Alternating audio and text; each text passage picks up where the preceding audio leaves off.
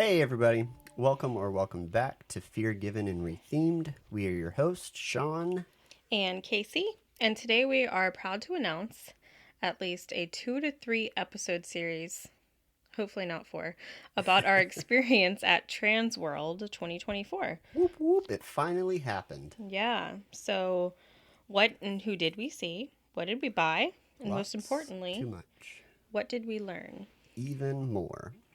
So yeah, what we're gonna do is, we don't know how long this is gonna go. So what we're gonna do is we're going to set a timer for 30 minutes, and every 30 minutes we're gonna stop, pause, take a breath.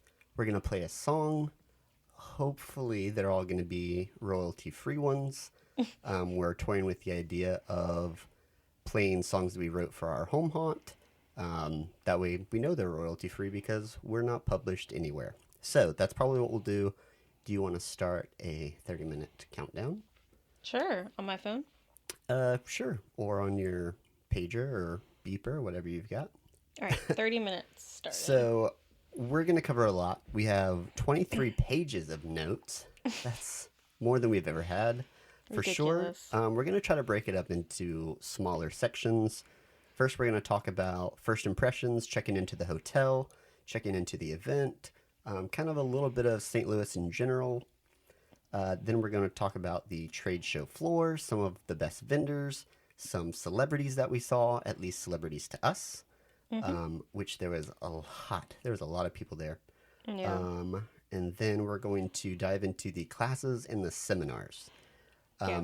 Those are probably the bulk of the notes, I'd say, after some of the booths And and I trade think show. those are the more interesting things. So, like, if you're like, why am I even listening to this? Because it sounds just like you're just gonna talk about your experience. We're actually going to talk through classes that we paid for.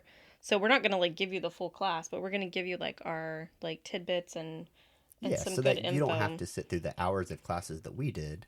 Yeah. We went So through 11 classes total. yes, it So, was a lot. yeah, so 11 plus hours. Actually, 15 because one of them was a 4-hour class. Yep.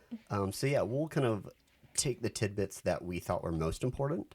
We're not trying to reach each of the class. There are 2 classes that we are planning on doing full episodes on by themselves, just because there's so much information to cover, and all of it was really good info. Yeah. So we want to take advantage of that and kind of give our take on it, how we can apply it, to us being in the weird state that we are, where we're a home haunt, but we want to go commercial or professional, as they say.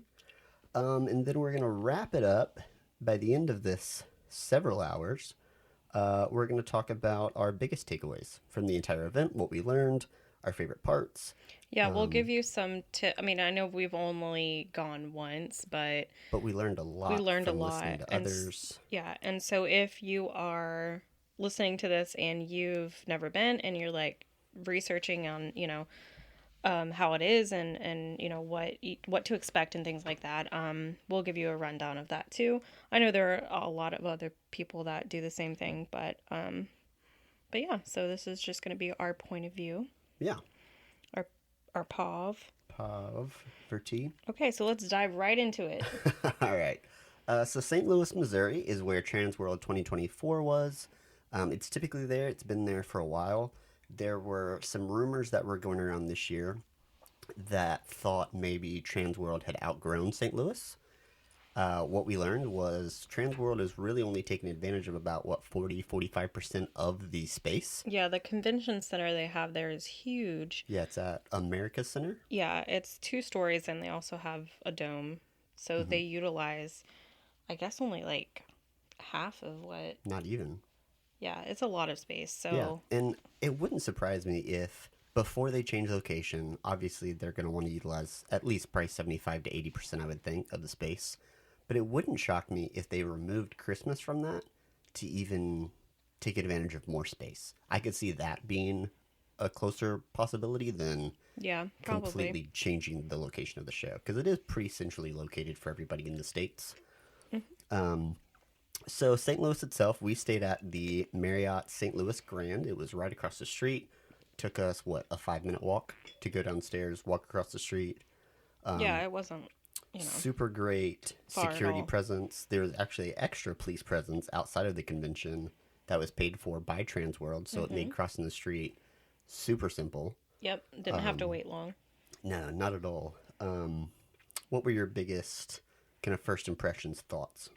So in St. Louis, like in general, I thought it was a lot bigger than it is. It doesn't seem that big once you're there in it. No. So that was to me, I just thought it was a little bit smaller than I originally thought it would be. Around the area around the convention is very busy, just because it's like also a lot of businesses as well. So just keep that in mind. The hotel was really nice and clean. It smelled good. Everyone was super friendly. We Yeah, didn't it have was any a problems. super quick check-in. No Yeah. line. It took us, what, 2, 3 minutes maybe? Yeah, and you also get like a 10% discount on their food and beverage. Because of TransWorld. Yeah, so I mean, we really felt at home. Everybody had on their black t-shirts and all their gear, and signs to the convention were also helpful. I think they put a lot of signage out, and so we were never really super confused on where to go. No, not at all.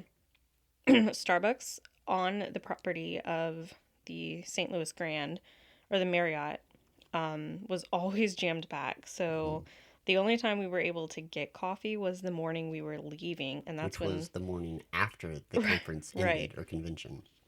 Right. So what we did was we just went and bought coffee the night before, and like just like cans or bottles or whatever. Yeah, and that was a tip that we learned from, was it Big Scary Show? Mm-hmm. They came out with kind of a TransWorld survival guide. Yeah. And one thing that they said was, don't expect to go to the Starbucks and it not be filled. Even Yeah. if you do mobile orders, if they allow it at that period, like, don't rely on that. So we went straight to the grocery store after we checked in, got coffees for every single morning, got snacks for the first 2 days for lunch because we were going to be in classes. We weren't sure at that point what the prices were going to be for drinks and food, and food I don't think was that bad. No, it wasn't It was terrible. drinks that were crazy expensive. Yeah, a bottle of water was like $4. That's nuts. So it was just, I mean, and they also have like water there that you can fill your cup up with, like any convention center. So just keep that in mind too. If you're, take your bottle of water and just refill it. Yeah. So you don't have to pay $4 every time you need water. Yeah, and how much were sodas? I think you went and bought them, but I didn't. I don't remember. I mean, they were probably about the same price. If Yeah, not, 4 or 5. yeah. So the lobby itself, also at the hotel, was super busy. Like every morning and night. Yeah, there's a bar right in the middle, and Yeah. that's definitely the hangout spot for TransWorld. Maybe we'll get there one day. I don't know. Maybe. Yeah, we weren't feeling especially extroverted by the end of each day, which No. I really wish I was. That's I one of know, my big it's- takeaways at the end.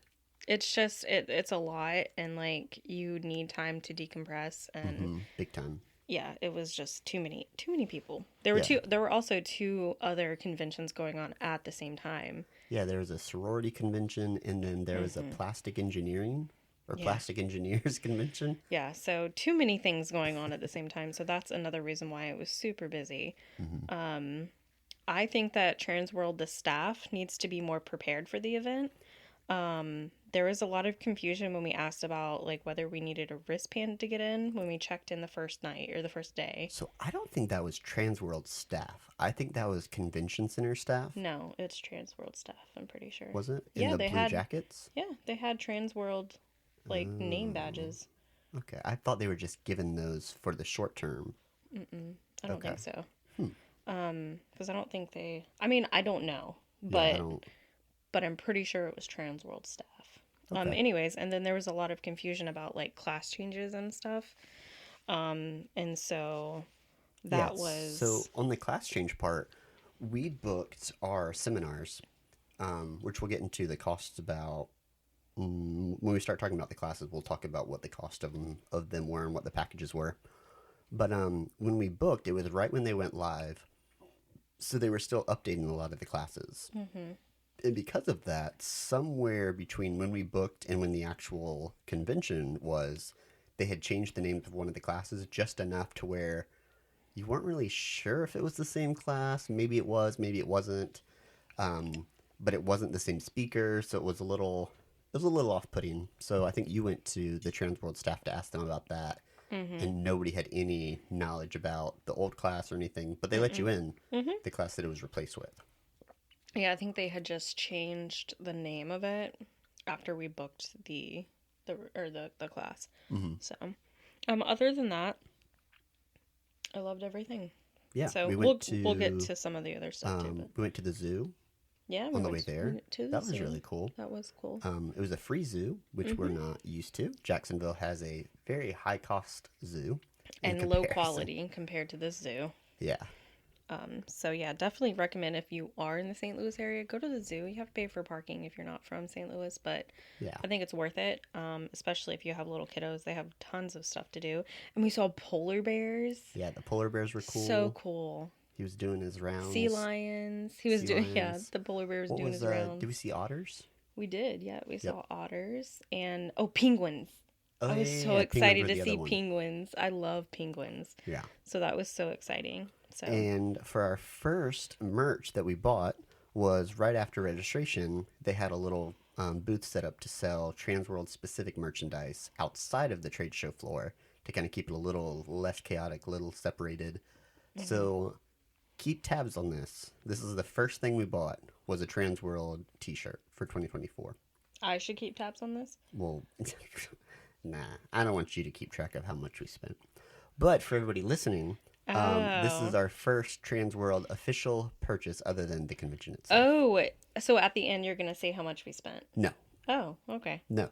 I'm just curious if anybody can keep up with how many different items we got. Oh, okay, yeah. I came home total from the entire trip because we road tripped on the way there, stopped by Gatlinburg, Chattanooga, and Nashville, and all that. So I only came back with 4 shirts, which I thought was pretty impressive compared to how many places we went. I would agree, yeah. And Yeah. I don't really buy shirts. I'm starting to buy magnets and stickers now. Yeah, So and patches for my your jean jacket. my jean jackets.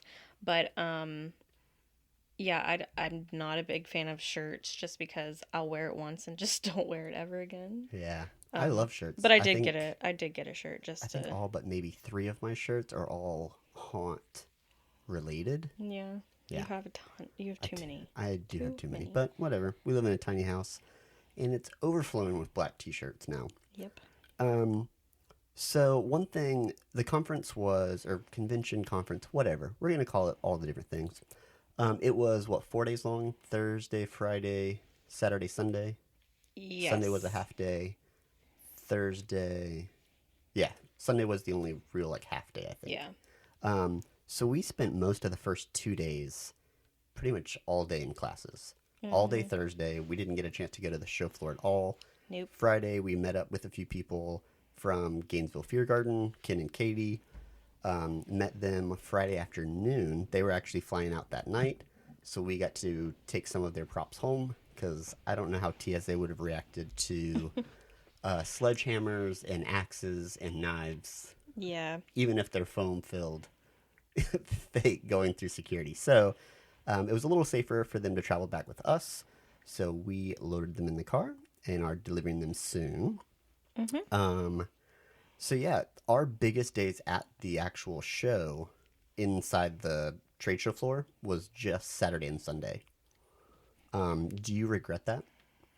Do you think we would have gone there? Should have gone there sooner? I think if we were buying like next year, I think yes, we should probably go like the first day. But with the amount of like classes that we wanted to take, I think it Yeah. was probably beneficial for us to take the classes rather than buy a bunch of stuff that we don't know if we're going to use or not. Right, yeah. And I So- think it also depends on what classes they offer. If they're the same ones as this past year or as 2024, Yeah. when we go in 2025, then yeah, maybe we will find our way to the show floor a little easier, a little quicker. Because I also think that we missed a lot of, I mean, a lot of people don't, like, they don't have a lot of, I think they have a lot of cash and carry stuff. I think so too. I think a lot more than people realize. To specify, most of the event is for big buyers. So the people that run the big haunts, whether it be Universal or 13th Floor or really anybody, they do a lot of purchase orders. So buy now or purchase now, and then they're shipped to you distortions, they're not going to have a whole truck full in the back of different static props that are all foam filled. They're going No, to bring that probably would be one or cool, two but of each, just enough to set up their display, let people see what they can buy, and then they're going to go back to their facility after the show and then ship out what they have or go through manufacturing and all of that. But then they also have the section of cash and carry. And like Casey said, or like you said, thanks going for between first speaking for person and me. third person. Um, so, like you said, cash and carry is not available at every vendor or every booth. Cash and carry are for most of the smaller items, and not to say you can't buy. They kind of have that gray area of cash and carry as well.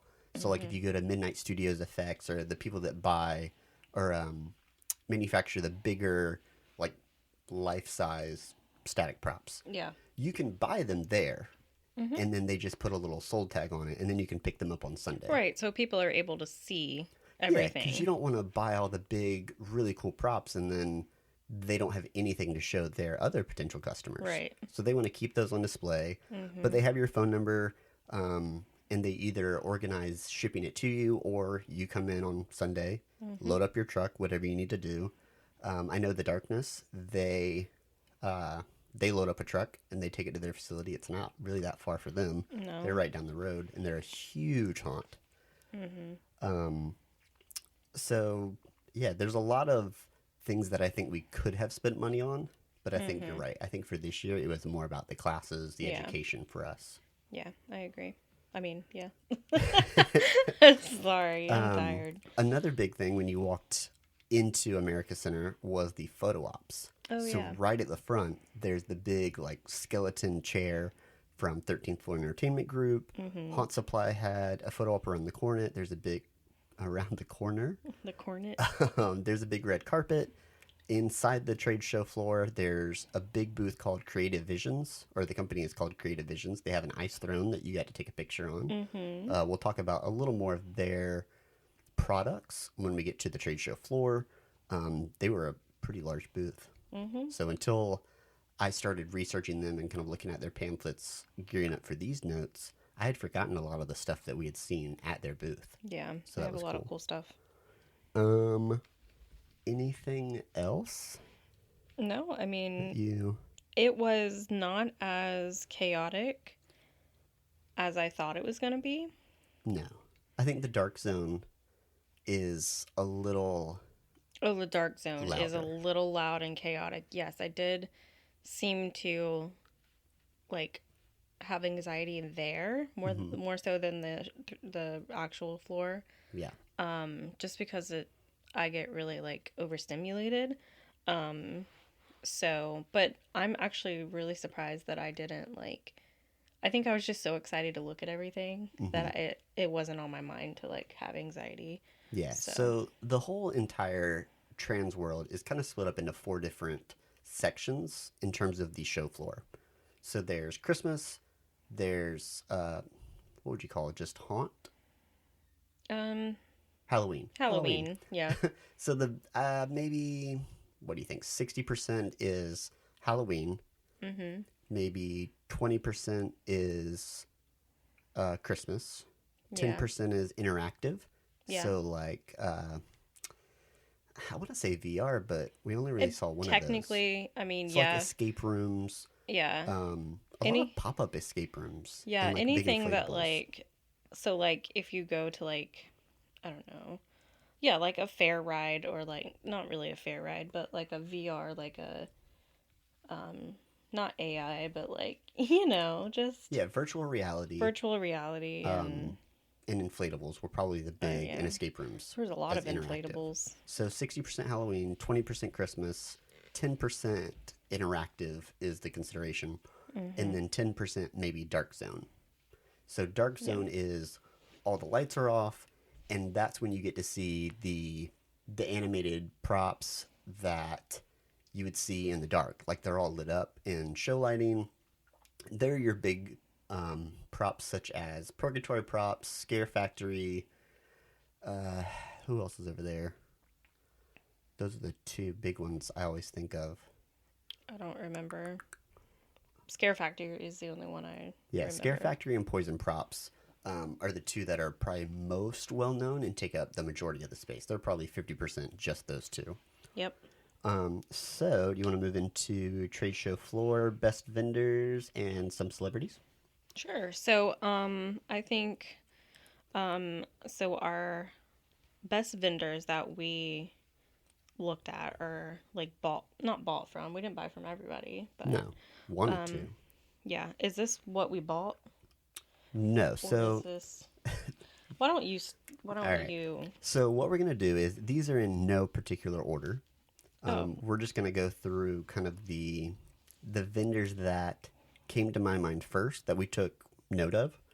And then they've got other bullet points to kind of say a little bit about what they had in case you had forgotten. oh, okay. And then the things that we bought are typically in bold, I believe. Okay, cool. Yeah, All I right, tried to so keep it that way. So there's a lot of different vendors we'll go through. yeah, so we'll start off with Froggy's Fog. So they actually were sponsoring the They were the event. main premier show sponsor. Yeah. So we had like our lanyards were Froggy's Fog, and they just have like a lot of cool stuff. So they had a really cool Thanos. Is that what it's called? Yeah, Thanos A1 fog gun. A1 fog gun. So yeah, that was really cool to play with.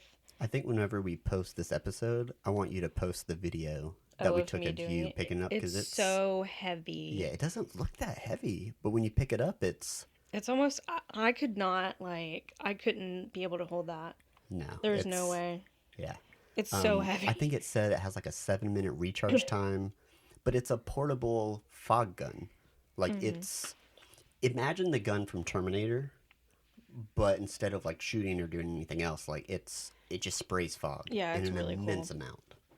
Yeah, I really like playing with that. Yeah. They had a full scent sample section, which I love because I love smelling things. I don't know if you know that about me, but Yeah, and you can only guess at the scents so much. I know. Used 3 Some different of scents them- this past year. some of them are so bad. So Yeah. me and Ken and Katie and you just like were just smelling everything, and then I even helped this one lady. She was like trying to figure out what to put in her seance room, and I was like, oh, you should go with rose and leather. That's gonna be really Yeah, that was a good call. yeah. And so she was like, oh, thank you. So I actually, Froggy's Fog should hire me Yeah, because they I don't was have like, near enough people. I know, because I was like, yeah, totally. And she's like, okay, I'm gonna buy those, and I'm like, sweet. Yeah, and Froggy's Fog is an interesting company because they sell not only to other dealers, like they have a full dealer network, but they also sell direct to consumer. So whenever we need scents, we don't need to go through a third party. We can get the exact same pricing typically as any of the other vendors get through them. So Fright Props is one of the companies that we work with typically to order haunt supplies. And you can get Froggy's Fog through them as well. Right. It's the exact same price. So if we're doing like a zero interest order through a credit card or something like that, a lot of times I'll just group that up with our Fright Props order. Yeah. And even if it's something custom that maybe they don't have on their site, sometimes you can call Fright Props and say, hey, this is the specific item I'm looking for. I know it's through Froggy Fog. I know you have a dealer agreement with them. What are the chances we can get that? So like the blue laser light we were asking about on their site, it shows that it's not available to order, but they said, no, we can absolutely get that. Like we know that's kind of a hot-ish item and it's hard to Yeah. keep in stock, Right. but they can get it. They just have to go kind of behind the scenes, talk with Froggies about it. Yeah. But you can deal directly with Froggy's Fog if you want to. They were taking direct orders there. Yep. Even if you're a home haunt, you don't need to be a big corporation to do it. What is the Fobble machine? I don't remember that. The Fobble machine, you'll remember it as soon as I tell you, it was the fog bubbles. Oh, the fog bubbles. Those Yeah. were so cool. Yeah, because you pop them and it almost Oh, it's looks so like, cool. I mean, you pop it and the fog just like dissipates. Right. It just So like it looks like a bunch of little ghosts yeah, when you pop them. it's super cool. Yeah. In person. And they're really fun to like. It's really fun for kids too. So Yeah, I don't know when I would use Fobbles. Maybe for like if you're doing a Wizard of Oz like stage show, yeah, that would be. that cool. would be cool. When Glinda comes down and kind of fill it with the Fobbles, let them drift into the crowd and pop them. Yeah. That'd be cool. Yeah. So talk about your favorite Fright Props. My favorite Fright Props. So this is also the same company as Poison Props, from Yes. what we gathered.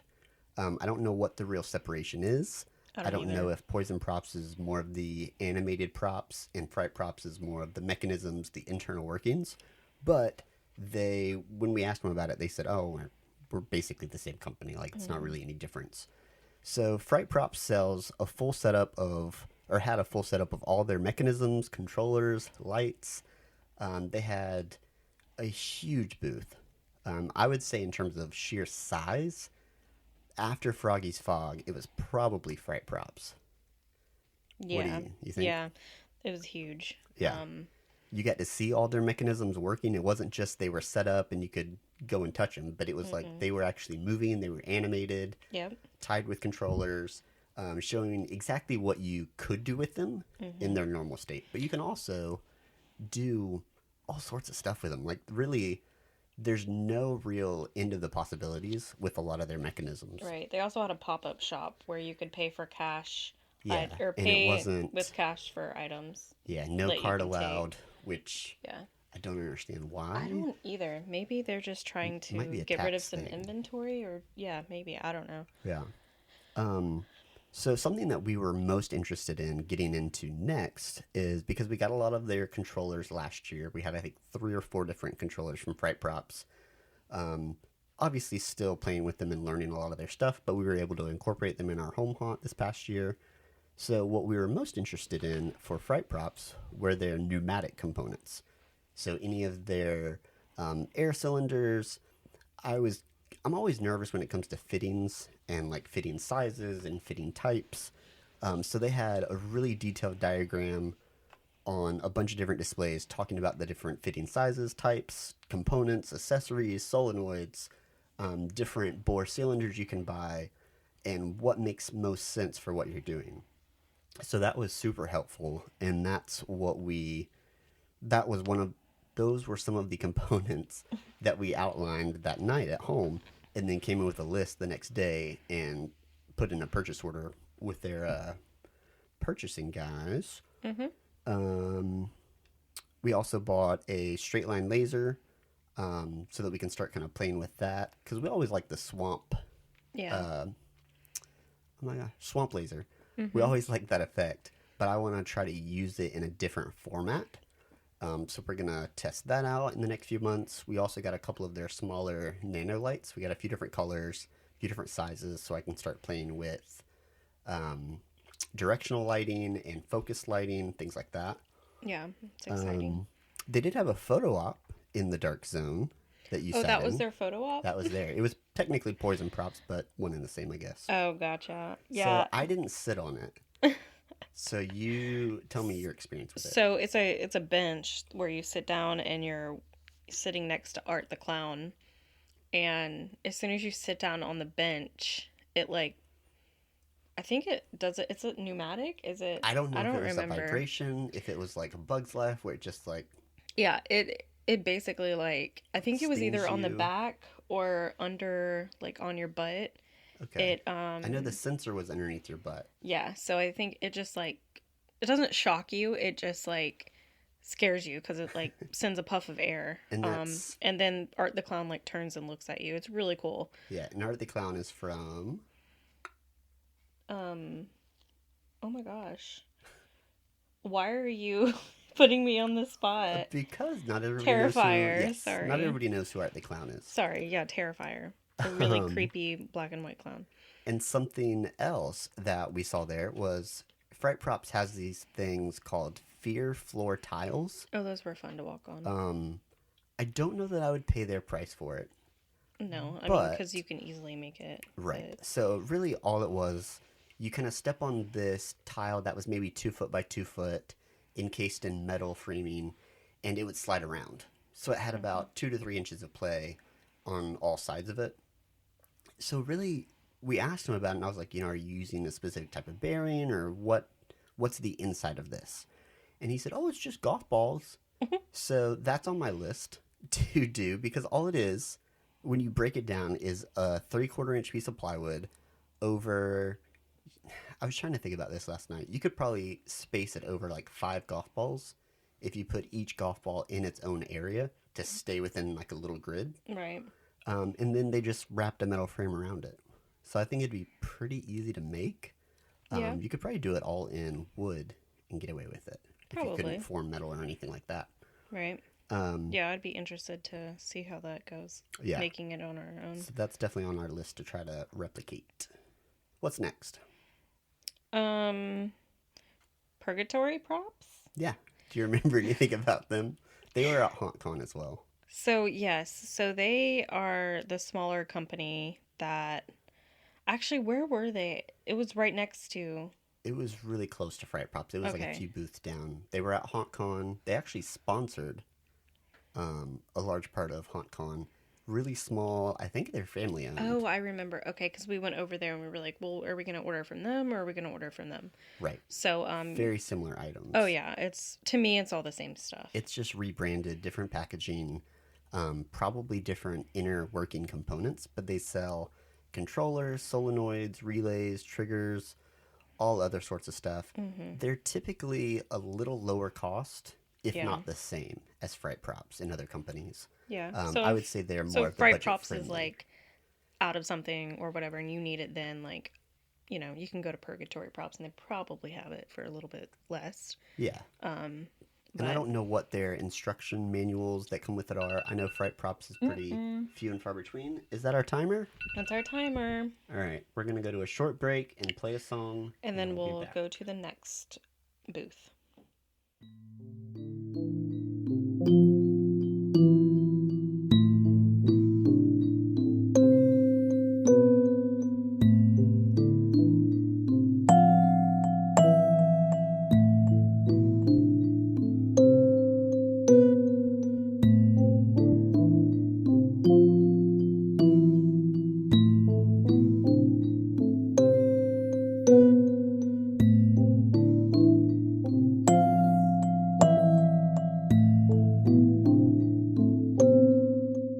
And we're back, I think. Yep.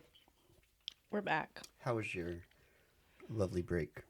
It was good. I drank some coffee. Oh, good. How was yours? It was great. Okay, so the next booth we're going to talk about is the one and only Distortions Unlimited. Distortions Unlimited. Your My fave. heroes.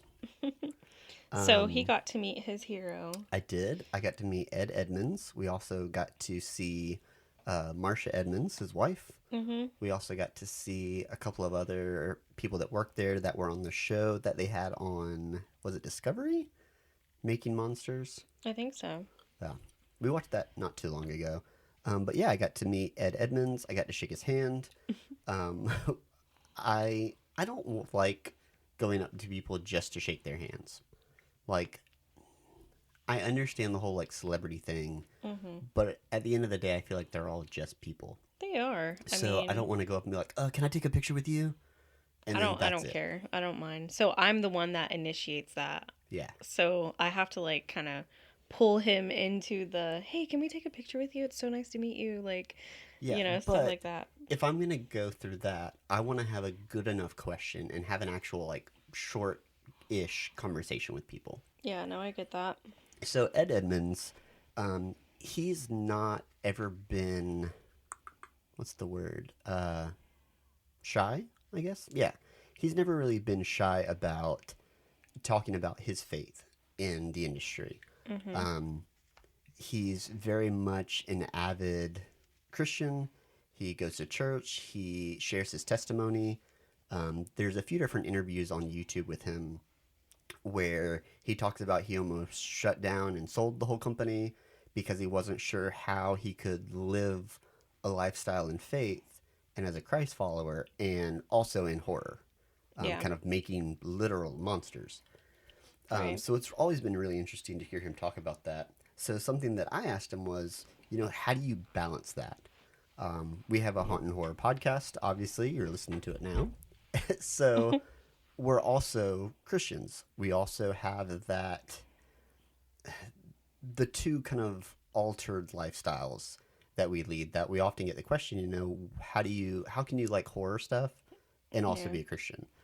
So it was really cool to listen to him talk about that and how it's really about having accountability and finding balance. If he does this for his job, that doesn't define him. Right.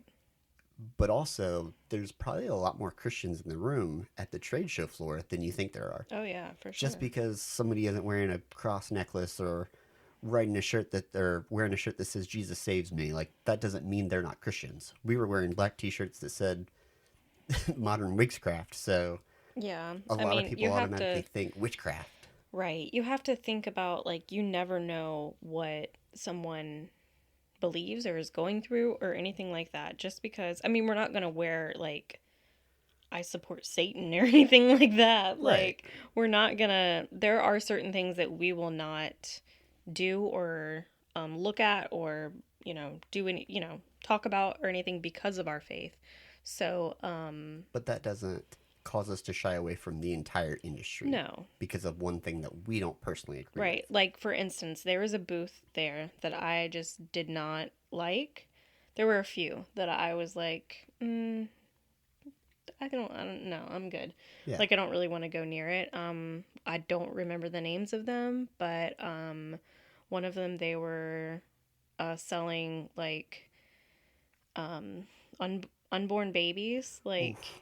Yeah. the unborn babies ones. It was. And I saw a few like women walking around with them, and it's like a silicone baby that is still attached to the umbilical cord Yeah. or something like that. And I understand why some people would like that, but to me it rubbed me the wrong way. I just don't know. I don't know why. Because Yeah. I could go into it, but I'm not going Everybody to. has different But things that would trigger them negatively. yeah. And then there was another one where, I mean, they had like really cool stuff. I think they were like masks or whatever.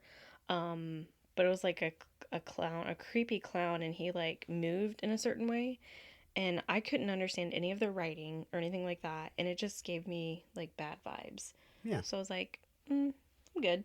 Yeah. Like, so there are certain things that I mean, we're not going to support everything, but Yeah, but it's understanding that balance of if you're putting X amount of time and effort into one thing, make sure that you're balancing that out with what you feel you need to. So for us, right. it's faith, it's Christianity. Mm-hmm. So anytime that we invest and spend in haunting stuff, we try our hardest to balance that out with, how much are you reading your Bible? How much are you doing devotions? How much are we having personal conversations with each other Every day. to keep people or keep each other accountable? Yep. So I think, he hit the nail on the head. He had said that, I'll be honest, like because of TransWorld, we've been getting ready. We haven't gone to church in a few weeks. Yeah. But I have friends that have called me and kept me accountable, and they're not afraid to reach out and go, hey, I understand what you're going through now. I understand your deadlines. But after this, you need to return. Right. Don't make it a habit. And same thing with us. I mean, we have some friends that, would check in with us, and we weren't, reading our Bible every day like we usually do. We weren't going to church and anything like that. So it's just, you need friends to keep you accountable and balanced. For sure. You need community to keep you accountable. It's very important. We've definitely learned that the hard way. And so, yeah, don't take advantage of that. Yeah. On a lighter note, Sorry. what were a few of the cooler props that we saw at Distortions Unlimited? So the Banshee, the girl that floats. Yeah, that was a new one. And then for this year. she opens her mouth and then she sprays water, but her like mouth is like yeah, it almost big. like detaches. Yeah. Like the whole lower jaw. Yeah, and then I thought that she lunged at you, but I thought don't. so too. We were watching videos right before this eating dinner. Yeah. And she didn't lunge, so maybe I just imagined that. I don't know. Everything else lunged, so. Right. Yeah, Distortions Unlimited. One thing that they're kind of known for is their animated props are very shaky and jittery on purpose. Yeah. Like they tear the heck out of them with their motors and cylinders and pneumatics and all that stuff. Yeah, it's crazy. It's a very jarring motion, but that's their style. Right.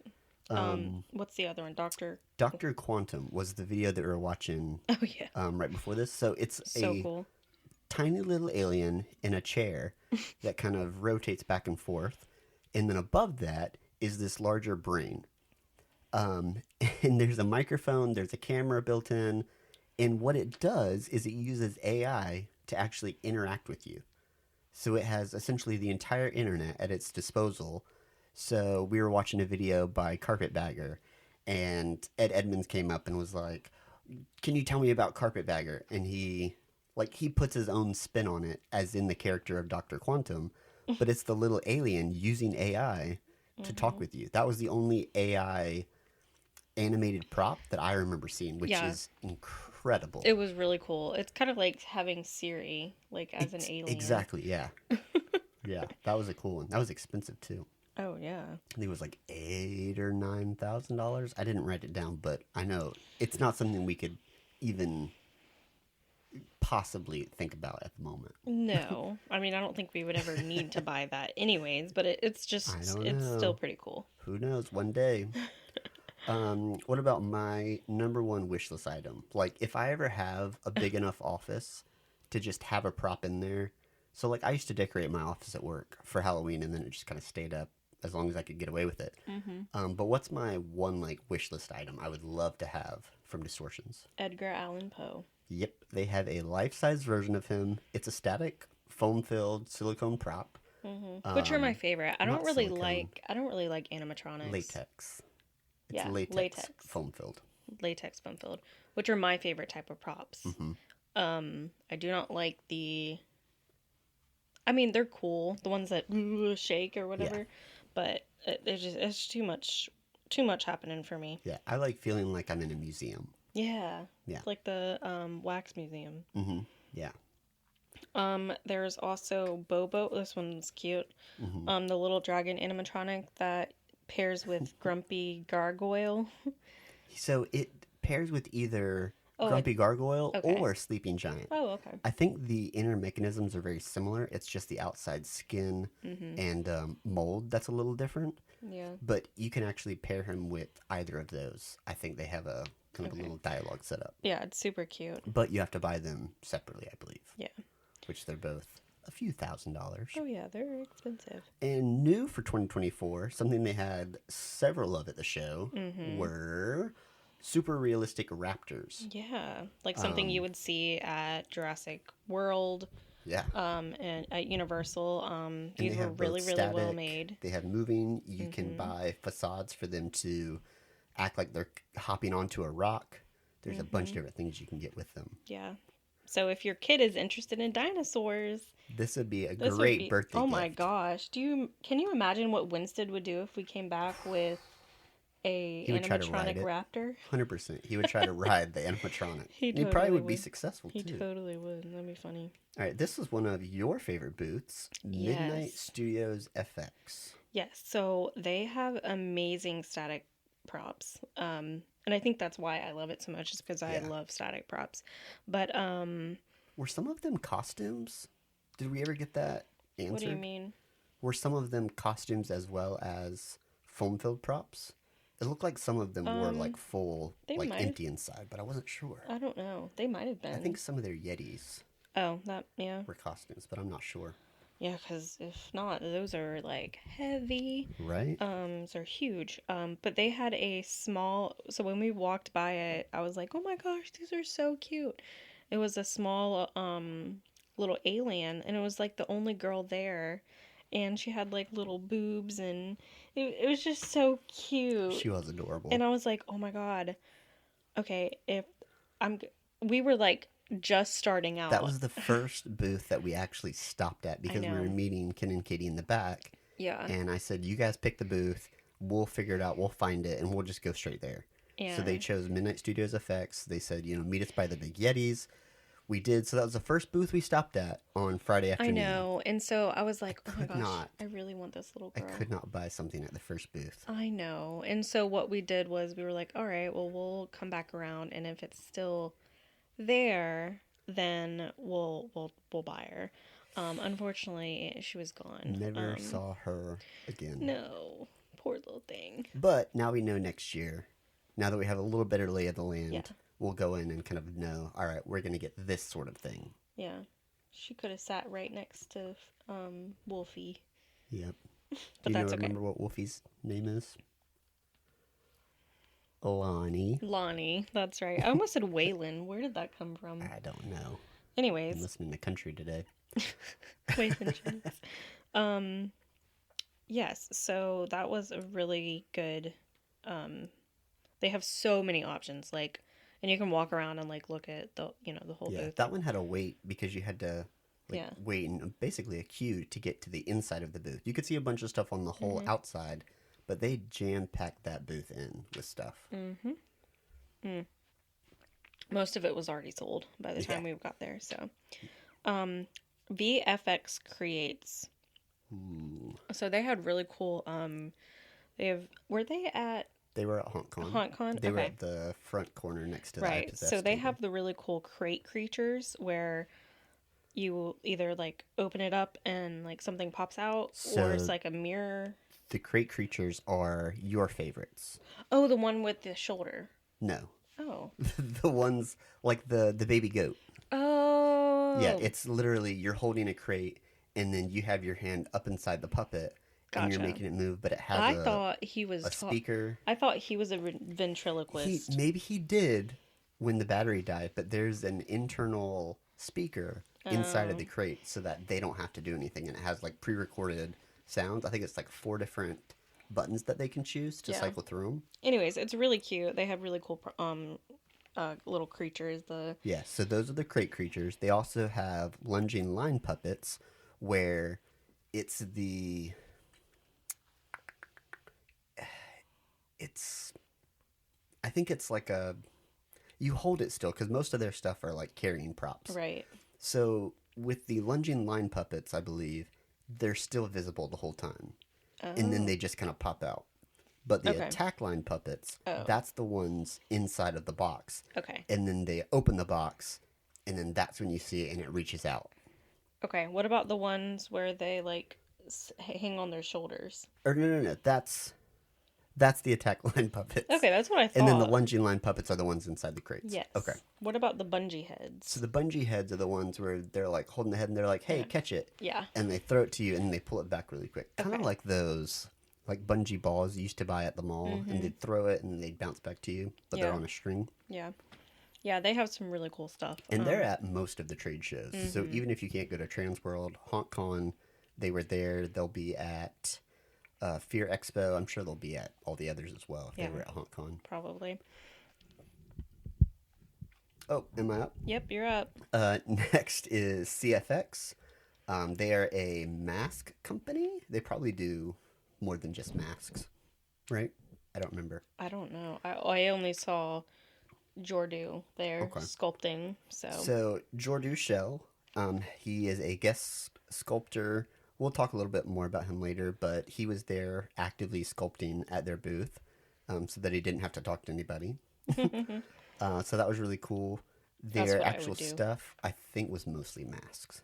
Gotcha. What's next? A Stiltby Studios. Stiltby so. Studios. Another one of my heroes, Alan Mm-hmm. Hops, runs Stiltby Studio. Yep.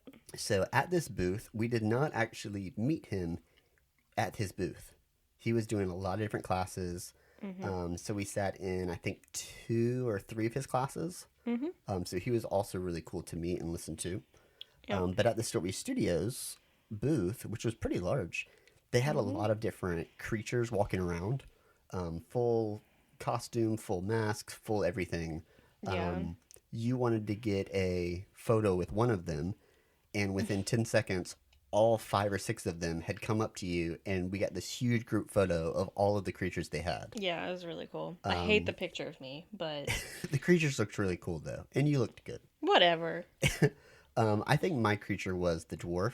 Yeah, it was cute. I don't know how tall that dwarf was, but they spoke in a little squeaky voice. The top of the gnome or the dwarf gnome hat. It was probably it was just a gnome. really short person like me.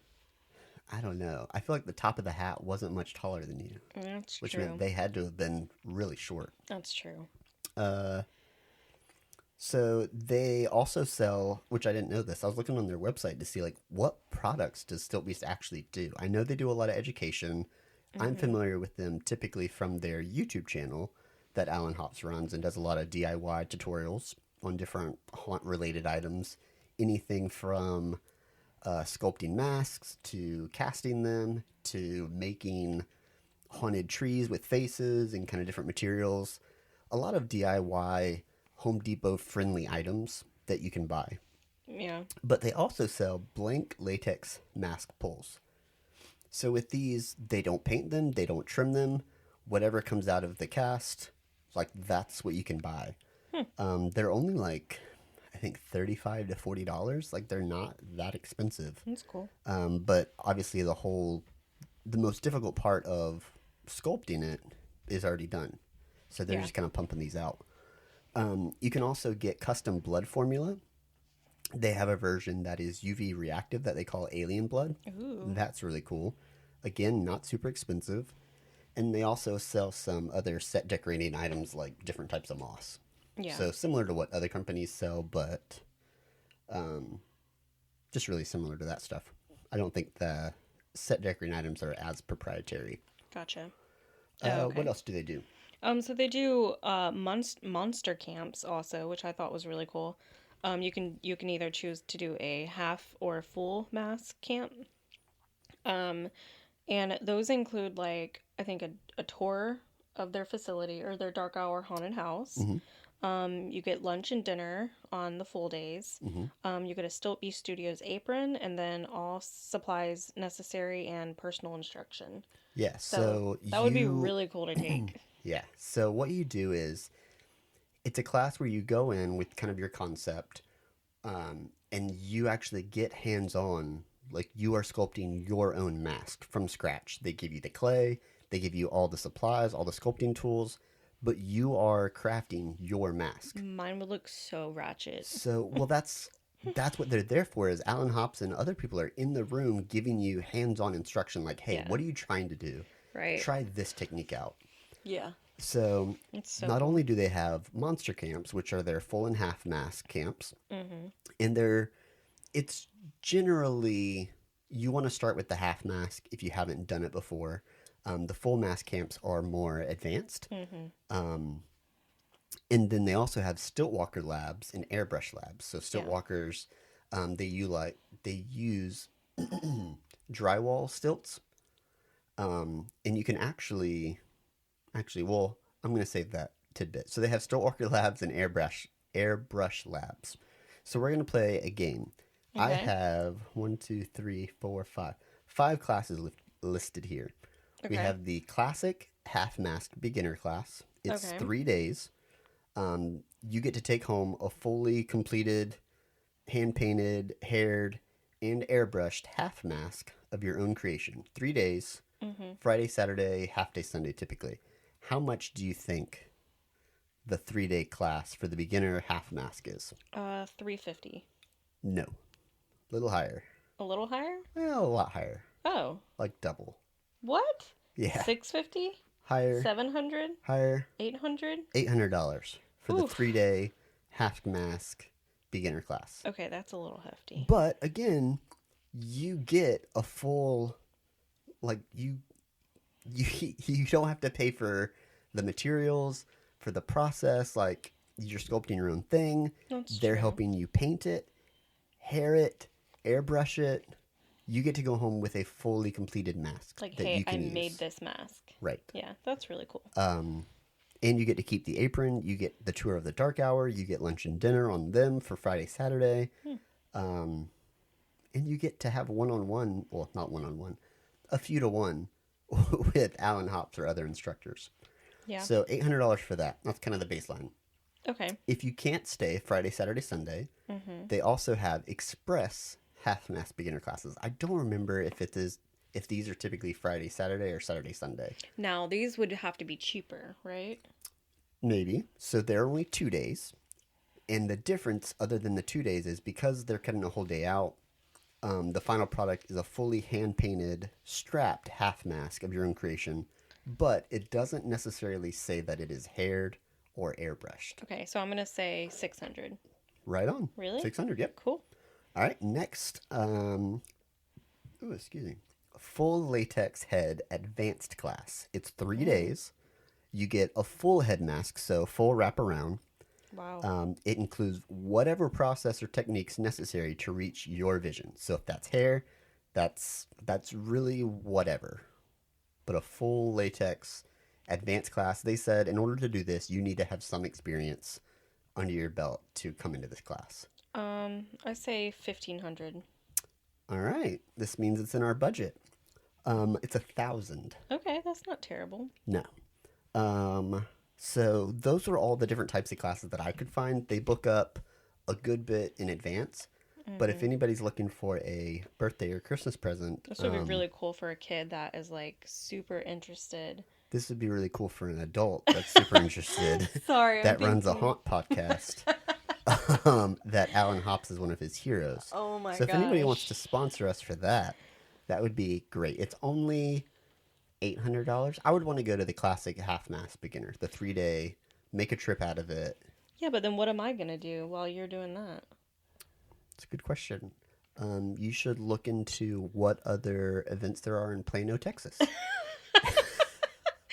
I'll just go get a No, massage.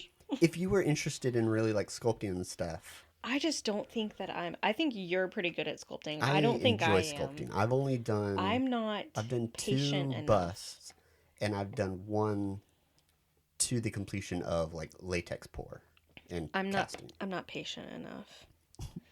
I think I would get really irritated. I get irritated in paint class. That's true. You do. Like sipping paint. Yeah. I'm like, I can't can't sit still. for No, this. I'm like, wait, you're going too fast. Just let me paint on my own. All right. I got 2 more classes. Okay. So airbrush lab. This is a 6-hour, all-in-one day course. It Okay. includes the. I think it's called Pash. I don't know. It's an airbrush kit. Okay. You get so you get to take that home. You get to take a sketch pad, an apron, lunch provided, personal instruction including speed drills, disassembly, cleaning, and assembly instructions, and I think a few other techniques that they teach you over it. So you're supposed to leave and kind of know enough for you to be able to do this completely on your own. 6 hours, airbrush lab. You get to take a lot of the stuff home. How much? 500.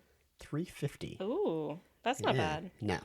Well, I set the bar really high because I don't really know how much an airbrush. I don't know how much this specific airbrush kit is Yeah. either. So that's kind of meh. Okay. So Stiltwalker Lab, the last class they offer, 6 hours again, but this one includes the stilts, which I would argue are probably more expensive than the airbrush kits from the other class. Yeah. So you get to take these stilts home at the end of the class. You get a completion certificate printed off. You get lunch. You get personal instruction by professional stilt walkers. 250. What? The stilts by themselves are like $200 to $300. Oh, so 400. $500. Okay. So I think this has a lot more hands-on. Like, I don't know how difficult it is to walk on stilts, but I don't know they're either. good quality stilts. Oh, Like okay. we could have bought them at the show, Oh, right. but I didn't Oh, want that to be remember my one item. Coming So, home with stilts and you don't even know how to freaking use them. I mean, I would figure them out. I wouldn't use them for drywall because I can't stand drywall. Oh But my gosh. what else we got? So the next, do you remember this booth? Frankenfab? No. So this one, I got you to go up and press a button, and they had a lot of pneumatic stuff. That's So probably I would say why most I of their didn't. props were pneumatic, but they were pretty large. Some of the setups, and they were all pretty much sold by the end of Sunday. So something that stuck out to me was they use a similar locally sourced high pressure air tank, similar to like paintball guns that we talked about in the HauntCon episode that Dead Graves Effects uses. Oh, okay. And we are probably 50% of the way there. I'm waiting to make sure all of the air tank accessories fit with my fright props orders. But we have the air tank. I just need to make sure all the threads line up, and then I'll go get that filled. And then we're like over halfway there to determining whether we can do a locally sourced high pressure air tank rather than having to have a full air compressor. Yeah. That's the word, air compressor, because I can't that's super loud. stand pneumatics. I know, but I don't want to do. I mean, I want to get to the point where I can do the cool ones that scare people, but No, I know. I just want to see if I can make them work in mechanisms for the time being. No, I get it. What else? Gorgalore. I really like Yeah, this name. yeah. Like, I'm jealous that I didn't come up with it. Gorgalore. They've been around for a hot minute. Yeah. So they're similar to distortions, but they have their own unique style. They do. What are the puppet carts? I don't remember So those. the puppet carts are. Do you remember where this booth was I at near the think back? so, yeah. So the puppet carts. Think of the. I think it was a snake or no, the alligator. The alligator at Okay. the darkness, Yep. like the big, huge puppets. Mm-hmm. So some of them are actually on carts. Gotcha. Okay. So Yep. also Fear Reach had one in Mm-hmm. the like the exorcism room. I remember that. So some of them are on a track, some of them are on a cart, some of them hang from a track on the ceiling, but they're all puppets on some sort of track mechanism. Gotcha. Okay. Yeah, But they they're have really cool not stuff. animatronics necessarily. They are puppets. So they have electronics and animatronic features, but they don't move completely autonomously. Gotcha. Okay. Next up is 13th Floor Entertainment Group. Yeah. Um, Always a good one. They had a crypt coffin where you could sign your name, which was really cool. We actually like have seen that in person already when we did the behind the scenes at 13th Floor in Jacksonville. Yeah, I'm curious where they put the signed one for each year. I don't know, but that's really cool. Yeah. Yeah, they had like markers and you can sign anywhere on it. Yeah. It's just really, it's a really cool thing to have. You said 13th floor, like, they're always a good one, but we've never been to this trade show. Oh, I said that. You did. No, I But meant in 13th floor general. is Like in always general. fun to go to. Yeah, they always have really cool Was it stuff. a mirror maze that they had inside of the actual booth? Yes. Okay. I couldn't think remember if so. that was them or somebody else. Mm-hmm. So yeah, they had a really cool With the booth. panels and stuff. Yeah. Yeah. Yeah. What's next? Ghost Ride Productions. Similar company to Distortions and Gorgalore, but I believe most of Ghost Ride Productions are just static props. I didn't see any animated ones on display. I don't really I remember don't this booth. know. This was along the wall, the front wall. Oh. So this was one of the ones where I said, "Ooh, Gorgalore, that's." We've seen them at 13th floor, I think. Okay. And I want to say they have controllers and stuff too. No. That's Gorgalore. Ghost Ride. Ghost Ride is mostly static props. They have their own style of stuff as well, but I believe they're all static. Sorry about that. I was skipping through my notes. Jeez. So I think it is time for our break. Is it? Yep. It is. It is. All right. So We'll we'll pause and come continue in just a few seconds. Thanks.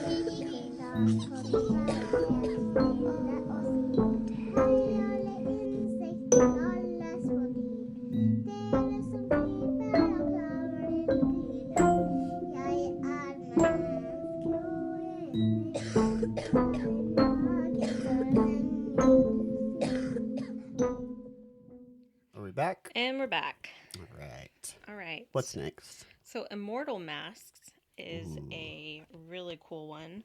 They have the most amazing looking masks, like so real. Yeah. And they're all silicone. Yeah. Yeah, super high quality, super thick. And suits. And suits. Yes, silicone suits. They have full body suits. I forgot about that. Craziness. And everything from Terrifier to AI to zombies to And clowns their to everything. prices really are not that bad. No, not near as bad as I had anticipated. No. I was like, dang, okay. Yeah, less than 1,000, closer to like the 300 to 500 range for some of them. Another booth that sells out pretty extensively early on, because they take a lot of panels that are kind of cash and carry kind of for premium buyers typically, is Nethercraft.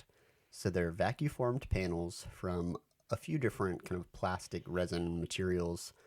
They have skull catacombs, wall coffins, stonework, brick, really any sort of texturing or building style or wall panel style that you could think of. They have forms for. So we're going to play a game. They have, most of them are 4x8 panels. They also have some tombstones that are also vacuum formed. Oh. I would love to get a set of the unpainted tombstones to test kind of the texturing, the raised lettering, kind of the opposite of carving out foam that we've typically done for tombstones. Okay. So this would be raised lettering rather than recessed. So how much do you think one 4x8 panel costs of... So most of their, from what I could see, most of their vacuum form panels are all the same price, no matter what the actual pattern or feature is. Oh. So they offer them unpainted or painted.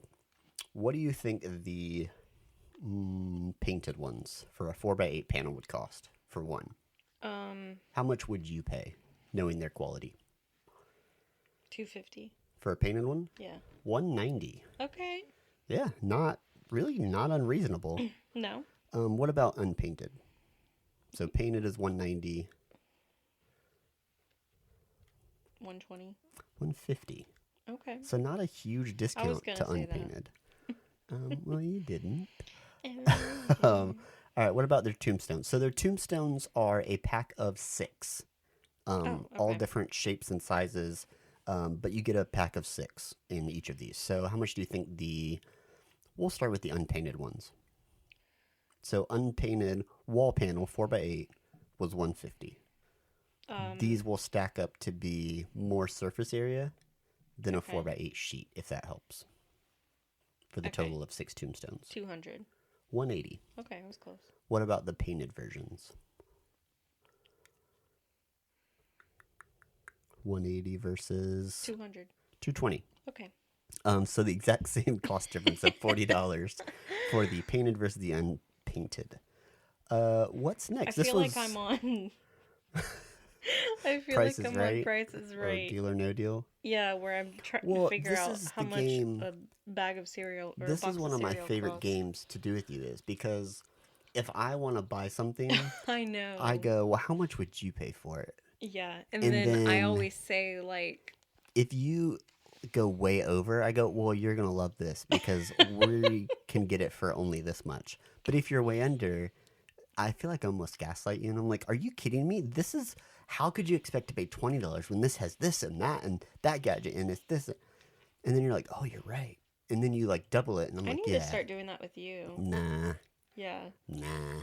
I'm going to find something I really, really like, and then I'm going to be like, how much would you pay for this? And you'd be like, I wouldn't buy $5, right? Exactly. I'll lowball the heck out of it. You better not. All right. So what was one of your favorite booths for static props?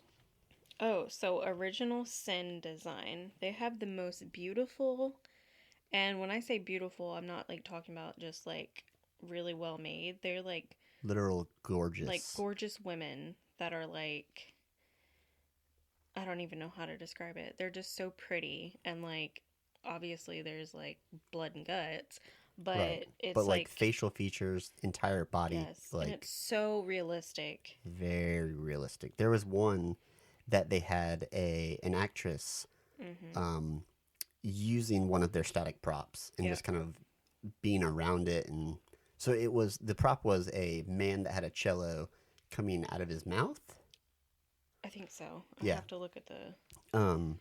So she was playing the man cello basically. I could not tell you within 5-10 minutes whether it was a prop playing him, like an animatronic, or a real actress. She was that good. I know. Okay, it would actually really help for me to just look through the photos while we're going through this. Yeah. Because... So you remember what the cello looks like? Kind of. Yes. So do you want to venture a cost as to how much I found the video. The cello is? The man cello thing. The man cello, where she's like strumming his chest. Yeah, but just for the man cello part, not for the other.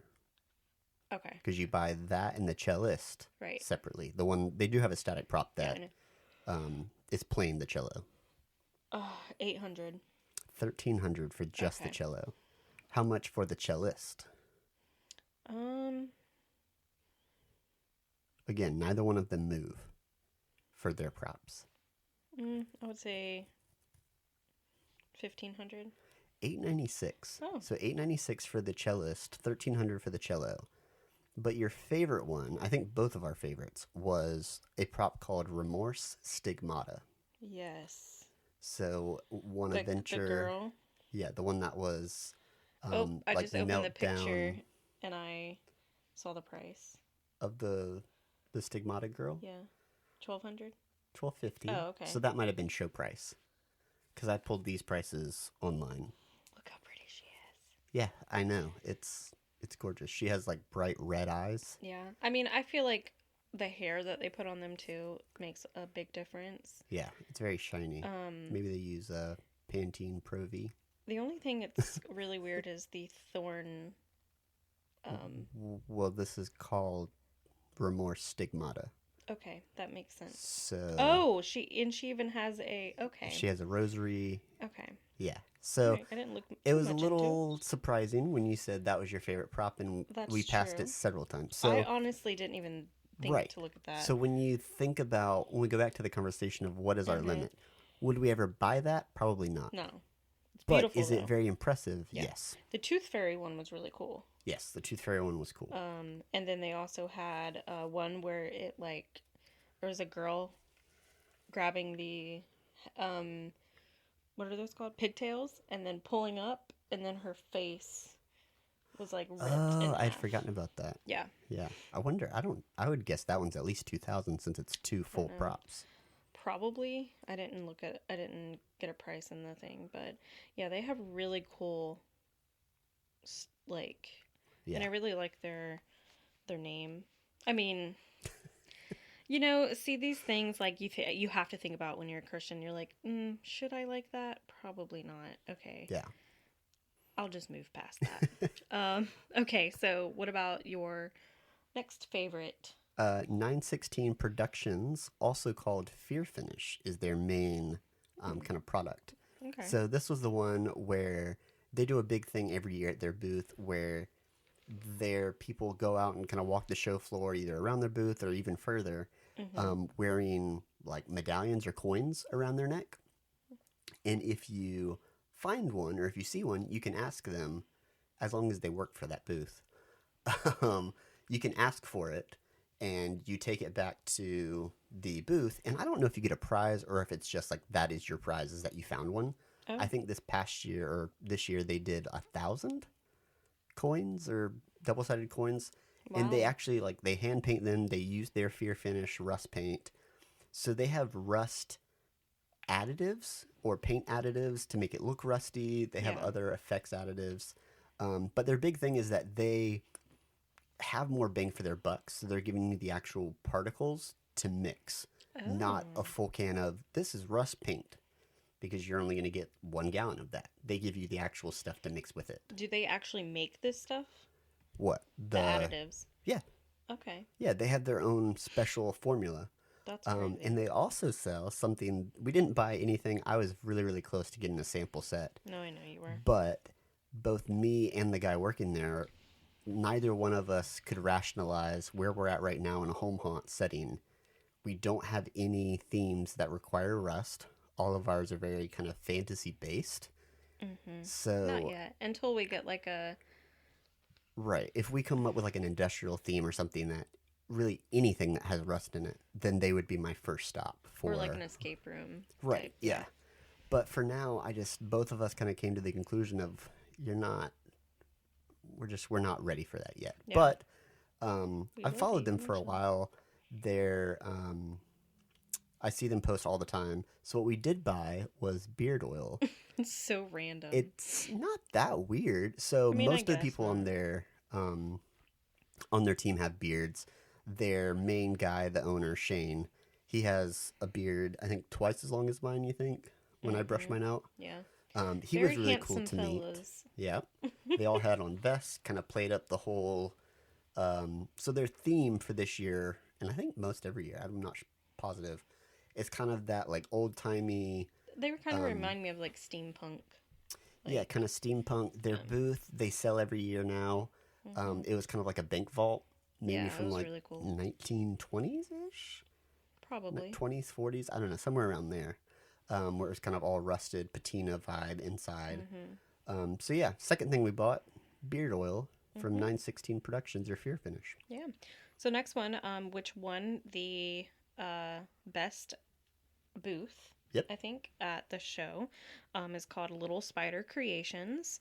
And it kind of reminded me, their booth was a, like, I guess if you were to walk into like Universal or Disney and you go into like a facade, like a Harry Potter facade or it did something feel like like that, Harry Potter. it really felt like Harry Potter. Like I Yeah. was walking into like Gringotts or whatever. Hmm. But Do you know what Little Spider Creations actually does? I don't, but they had a lot of cool things to buy Yeah, it inside. seemed like a little oddity shop. It did. But what they actually are is they do concept development, sculpting, theming, infrastructure planning, painting, spray on polyurethane, and electrical and any other service for themed environments, all the way from haunted houses to full theme park environments. Yeah, I could tell because So they did their big whole, consulting. yeah, they Yeah. did an amazing job with their and a lot of people were like giving them flack for this, and it's like you might not know exactly I had what, no idea what they did until I looked up, and I right, was like, because they why? don't really I didn't know what they advertise were it. selling. Right. Right. They didn't really advertise it that much. They were just No. selling little, it looked like they were selling little knickknacks. But I Right. think what they were showing you was, hey, we actually built this Right. This facade. is our themed environment. Right. What you put into it, And it looks it looks bought from a huge Hollywood production company. yes, it's Yeah, it was a amazing. phenomenal booth when you understood what they were actually showcasing. Yeah, The really cool. knickknacks were just there. Right, because you can use Most that of and you those can were put it 3D printed. right, and you can put anything in there. I mean, you can, have your wand shop or you can have candy in Exactly. there, whatever you want to do. Yeah. But they are very, very talented. Next one is Midnight Syndicate. Yeah, Midnight Syndicate soundtrack. So, Okay. when you think of haunt music, you typically think of either Midnight Syndicate or Nox Arcana. I Hmm. believe Nox Arcana is also license free, but I'm not 100% on that. But Midnight Syndicate soundtracks, they're license free, themed haunted attraction music. The only thing you need to do to use their music is to register your event on their website, and then they send you a poster to display at your event, just as like a win-win marketing type thing for them and for you. That's really cool. But they're a big name in the themed attraction audio Yeah. world. I like their name. Yeah, I do too. Next one is Hot Wire Foam Factory. We all know that what that is. Yep, we've talked about them a few times now. Yeah, because we got sold on their. I mean, once you One- buy their tools once, unless you need I know. bigger Unless you tools need, or yeah, replacements, yeah, we know what they have. right, I haven't used the products like some of the glue or some of the coating stuff that we got from what Southeast Hollows. right. So So, really small booth in this world. I would say a majority of people that are going to TransWorld probably already have a set, if oh not yeah, more than one, I'm of sure Hot they Wire do. Foam Factory tools. Yeah. And it doesn't Um, discount like how amazing they are. They have no, really great product. it's It's not just their we're fault. already Right. everybody already bought it. They So have it's good like enough quality products to where once you buy right. it, you don't have to race back So and get really more. they're just there for like people who For the new people for the that new don't know. people and then also if you want to like just you ran out of something or whatever. Yeah, for the people still using normal carving knives to sculpt foam. Please don't do that. Yeah, Please no. invest in Hot Wire Foam Factory. Yes, it will make your life infinitely quicker, easier, and less stress-free. And it'll look better. And you'll have way less dust everywhere. That's true. Next one is Skeletons and More. Skeletons and More. This was more of a home decor, I loved I it would though. say. I mean, I could see their products being in a haunt, Oh yeah. but with our house decor, it fit more there. Yeah, so we bought a chandelier. No big deal. Yeah, we when you say chandelier, it makes it sound like real uppity and huge. I mean, it is kind of huge. It's a resin. Okay, so how would you describe it? So it's resin, clear skulls Yeah. or clear resin skulls along the outside. I think there's what, five or six Yeah. along the outside, and then there are flickering light bulbs Mhm. that are made to look like flames Yeah. inside each of those skulls and also along an upper rim.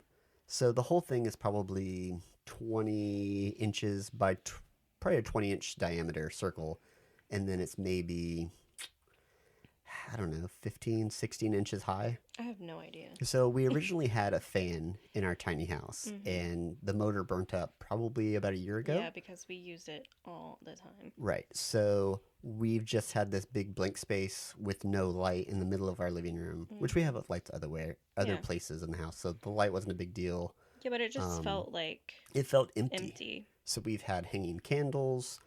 We had that for a while since Christmas Mhm. and or since Halloween actually, Mhm.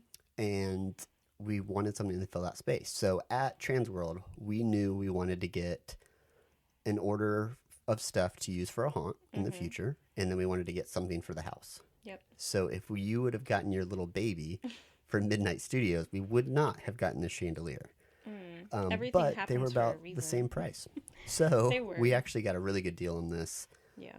They hadn't sold it yet. We bought it on Sunday, went back Mm-hmm. to pick it up Sunday afternoon so they could box it up. It was the show floor model. There was a couple of issues with it that the owner made me aware of, and I was like, for us, it's so far up in the air. We're never going to see that. No. He was discounting the price because of the issues that he saw that I was cool with. So overall, it was a win-win for us. He had a new production run coming anyways with all the changes he wanted. Yeah. So And they don't only sell chandeliers, they sell like wall sconces as well. They sell lamps, I believe. yeah, but their whole theme is anything Skulls and skeletons, bones. skulls, bones. Yeah. Really cool stuff. So Yeah. if you're interested in that, definitely go check them out. They are really, really talented at what they do. Yeah. Next. Halloween FX. Yeah. So this is similar to Purgatory Props, Fright Props, a much, I don't want to say a smaller company because I'm not 100% on that, but they sell controllers, audio players, triggers, what they call ghost lights, which are just kind of miniature or nano spotlights, and a few other things. So something specifically that we like about them is they sell Houdini controllers and Houdini audio players. Gainesville Fear Garden uses these a lot. They are the most budget-friendly controller you can buy. They're super small. They're like $50. I haven't messed with programming them a whole lot, but they're super small. It's a lot more of a dumbed-down system in terms of what you can press. Like their buttons, there's only like 5 or 6 buttons on the whole thing. Whereas Fright Props, you have different selections that you can do, and it's a little more intuitive. This one requires a little more understanding of what buttons do what and why and how. So a lot less instruction and a lot more figure it out yourself. Okay. Until I really get my hands on these and start working with them, I don't know that I recommend Houdini controllers, but Gainesville Fear Garden loves them, especially because of the cost. So I just wanted to plug them in. Next is Chocolate Treasures. Oh my gosh, they have the best chocolate. What are they called? Skulls. Chocolate Skulls Chocolate and Skulls. Tombstone Crunch. We bought both of They're those. so good.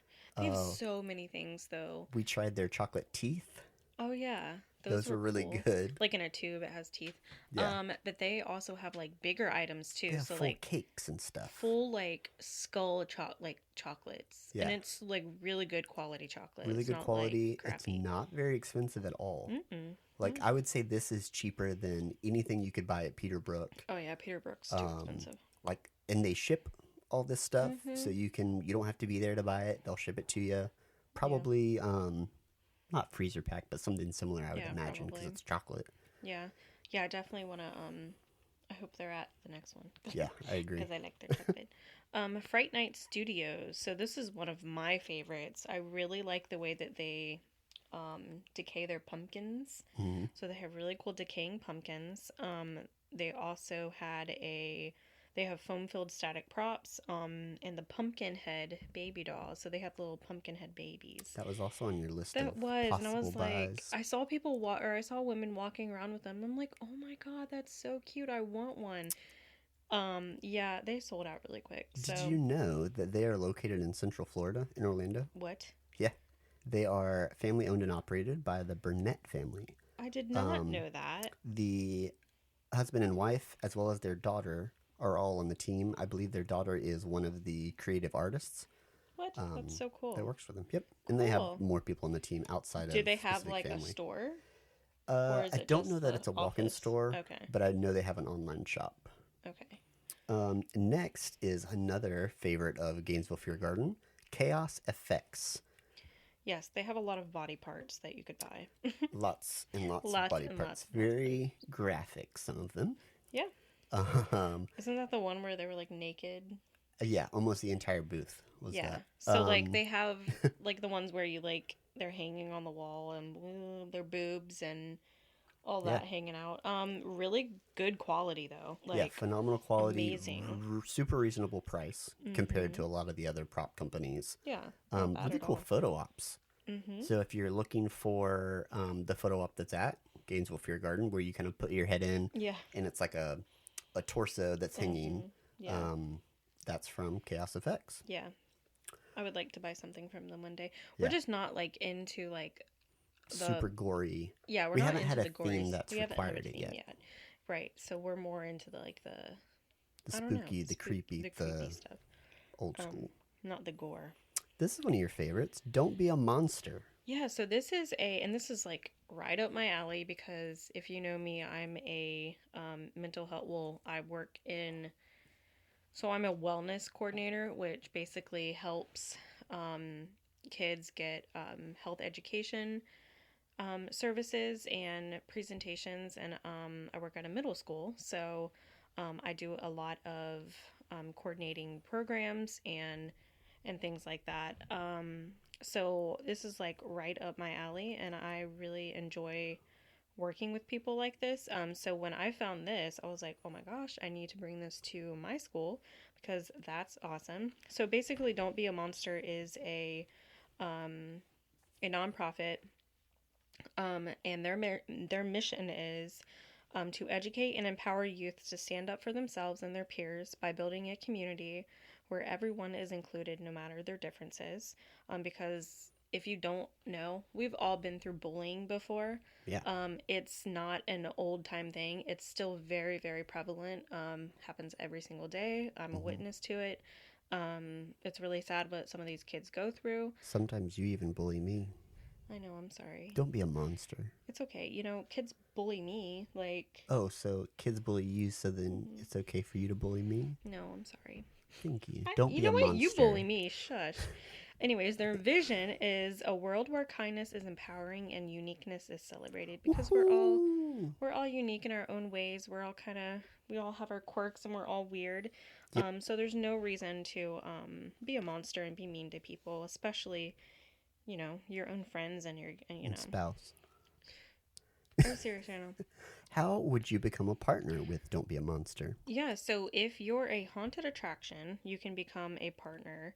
And basically, you're truly like the backbone of Don't Be a Monster. So basically, what you do, I guess, is they send you when you sign up to be a partner, they send you all of their anti-bullying presentations, and so you are going out into the community, and you can even hire your actors to do it, or if they're interested in it, or if you just want one person to go do it, you can go into the schools or into the community and present this program to So they're the just kind kids. of the content creators, and then Mm-hmm. your company or your haunt is the one that pitches it and Correct. does the actual outreach. Right.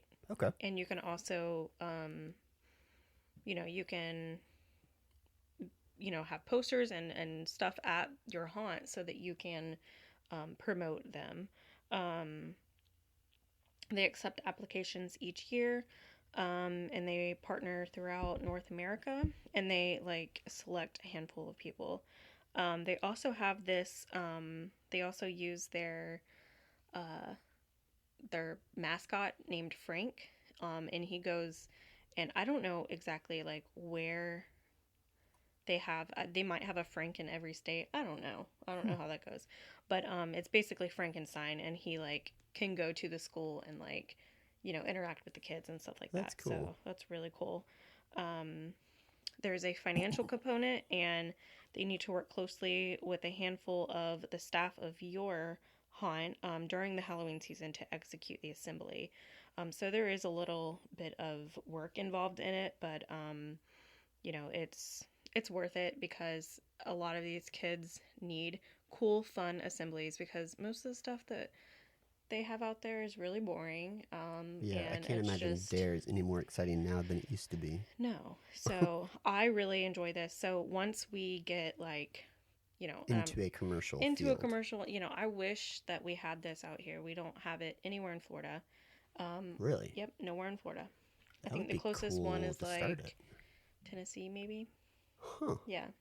So they have like a Interesting. whole map on their website that shows Yeah, like where they have stuff, but nothing in Florida yet. that's good to know. Yep. I can't imagine the costs are that tremendous. I mean, they also get like it's good to support them too. So if you like to donate to Yeah. nonprofits, this is a good one to do. To help out their assemblies and cost with that because I work for a nonprofit, so I know how hard it is to get funds and grants and stuff to run Yeah. your program. So Yeah. definitely check them out. Another booth, not too far out of left field from Don't Be a Monster, is Haunters Against Hate. They're. Do you want to talk about them too? Sure. Okay. So they're a nonprofit also, but they're geared more towards empowering the LGBTQ plus community.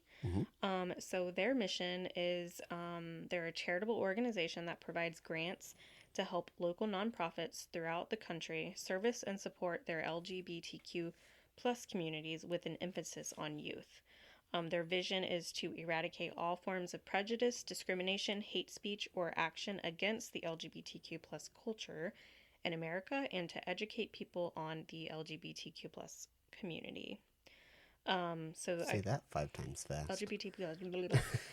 I would assume it's going to keep growing. Yeah. LGBTQ RST. Well, I mean, that's the plus. No, I know. Um, I'm so, just making fun. But so they formed in 2016 after a pretty large event or tragedy that took place in Florida. yeah. We actually know a few people that would frequent this place, Orlando Pulse. It was it a gay club It was. or a nightclub? Okay. Okay, In Orlando, Florida. Again, when we worked at Disney, we had a lot of friends that were part of that community. So it was pretty big news. Yeah. In a lot of our Facebook and Instagram feeds of how big of a tragedy this was. So Hunters Against Hate has provided more than $50,000 in grants to the LGBTQ plus organizations. As of 2021, they became a 501c3 corporation. I don't know if that's a big deal, but it sounds like it probably would be. I'd imagine that. I mean, takes it's a nonprofit. That's substantial steps. That's literally a nonprofit. Oh, it's just like a nonprofit Yeah. status. Okay. Yeah, it's a non. And you can to become that. I mean, you can get like tax breaks and it's just basically saying that you can get grants and stuff like that. So the big difference between Don't Be a Monster and Hunters Against Hate is Don't Be a Monster is primarily bullying prevention, and Hunters Against Hate is more of a nonprofit geared specifically towards Supporting. the LGBTQ plus to community. support because there's a lot of Yeah, they do a lot of scholarships. Yep, scholarships. There are programs, but it's also very it's an ever changing like Landscape. landscape. Yeah. No, it's an ever changing LGBTQ is always it's getting more and more like the stigma behind it is getting less and less. I would agree. So I mean it's getting more prevalent. A lot of especially middle schoolers are getting to, they're trying to figure out who they are and since it's becoming more open and stuff. And Florida is not on the cutting edge of including that in the conversation, especially in schools. Right. Whether that's positive or negative. We don't have kids, so it's hard for us to really have an opinion. Right. But it's also a lot of the problems is the county that they're in and the legislations behind all of that, and there's just tons of rules and regulations that Behind what you can and can't say and exactly. teach. So yeah, I could So yeah, go. I could go way into that, but we ain't that's gonna a do whole that. other world. But While we are not part of the LGBTQ plus community, we obviously have friends that are part of it, and we support them. Yes, and we that's support kind you. of the extent of it. Yep. So we are ready Did for. you cancel your alarm? I did because it was gonna go off during my speech. Oh, okay. Here, I'll make That's another fair. alarm. All right. Well, we'll take a short break, and Wait. and we'll come back. Can we not do that? We're not taking a break. We're taking a break. We're taking a break. Wait. Okay, we're taking a break. Okay.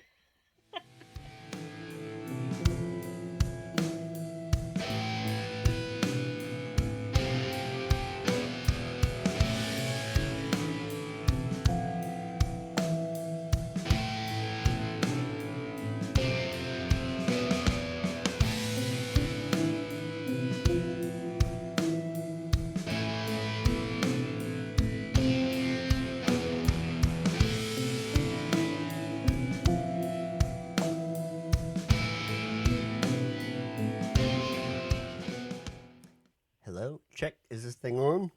I think so. All right. We're back. This is our last section of this podcast. 30 more minutes. Oof. And we're going to wrap up the rest of the cool booths we saw. And then we will dive into the classes and seminars in the next episode. Do people really care about these booths? I do. This was like half the reason we went to this I know. this festival. It felt like a festival, like a Feast of Fools type of thing. Oh, that's funny. Name that movie Don't or know. book or stage show. Hunchback of Notre Dame. Sorry. Feast of Fools. Anyways, let's go. All right. Next vendor is Haunt Supply. I thought they had the best walkthrough booth. Yeah, You even because had it to was wait until basically a a line. miniature Yeah, it was a haunted house. miniature haunted house. No actors, though. No, I thought there were going to be, and there wasn't. That would have been cool. So I didn't know what Haunt Supply really did, other than you can read from the name. I thought maybe they were going to be similar to Fright Props, where they just kind of had supplies for the haunt industry. You good over there? Yeah, I had to burp. Sorry, I've been drinking coffee and Mountain Dew over here to stay awake. Oh my goodness. So I'm going to read a couple of their excerpts from their booth and their website. With the expertise of the crew behind some of the best haunted houses, escape rooms, and Christmas attractions, we're thrilled to introduce a brand new platform tailored to you, designed by haunters for haunters. Our experience working with productions of all sizes, from the smallest to the largest, within the same month, has driven us to maintain top-notch quality while keeping costs down. What are you doing over there? Sorry, my computer stopped working. You good? Yeah, it just keeps timing out. At Haunt Supply, we offer high-quality lights, effects, props, and have established partnerships with some of the industry's favorite vendors. We understand the challenges of balancing quality and affordability, and we're here to provide you with a trustworthy base to enhance your show. But that's not all. We're excited to announce that we also specialized in building turnkey haunted houses and escape rooms. Whether you're starting small or going big, we have the expertise to create immersive experiences that captivate your audience. Let's take your haunted attractions to the next level all together. Cool. So another company that specializes in turnkey rooms, houses, events, all of that. So another kind of consulting and design firm. Yeah, they're really There were good. a lot of those at the show. There Haunt were. Supply. What was the one we talked about? Little Spider Creations. Yep. We'll talk about another one here in a few notes. Thrill Builders, which I really like. Yeah. but yeah. First, okay, so our next one is Haunted Attraction Association. Woohoo! So we are actually members. Big supporters. Yeah. It's only $50 for the base individual membership, which is what we are right now. Yep, we each have individual memberships. Yeah. And then we also went through our chaos certification. One of us is fully certified, one of us is not. Yeah, I'm getting there. They also gave us some fun promo items like A new mug. new mugs, a patch or patches. Yep. And it's also just a great resource for networking and training for business. So they have a ton of like, um, just like examples and things that they've already done, so you don't have to reinvent the wheel. Yeah. And just just a bunch of like, Yeah, and they have different tiers of membership. So, like you said, the $50 one is for individuals. mm-hmm, So, even if you are an actor at a haunt and you feel like if you're not an owner or you're an operator, you can't join this, you can. This is for makeup artists, this is for artists, this is for owners. They even have vendor memberships. mm-hmm, So, individuals 50, home or charity haunts have their own category now. They are $75. For us, it made more sense at the time. I don't believe they had the home or charity haunt category. I think it was individual home and charity haunt were all one. We didn't do it this year. We did it last year. So we may move into the home or charity haunt if there is availability to have a second login mm-hmm, to be able to do that, or a second membership within that umbrella. mm-hmm. So their tiers go all the way up to, if you're running 5 different attractions, it's $700 for your membership. But within that $700, you get multiple staff memberships underneath that one membership fee. So it's really not that crazy. It also gives you bigger resources, whether it be discounted seminars, access to haunt network contacts, scholarship offerings. You have a little different access to some of the boards and the voting, Mm-hmm. voting people in. Right. For most of the tiers, you have access to their legal advisory board. You have access to apply to the Top Haunts program. If one of your members of your entire staff is chaos certified, you can. That's kind of the start to being able to access the Top Haunts program. There's a few other criteria that we're looking into right now. I don't have them off the top of my head, but it's not just being a member. There's a few other things you have to qualify in.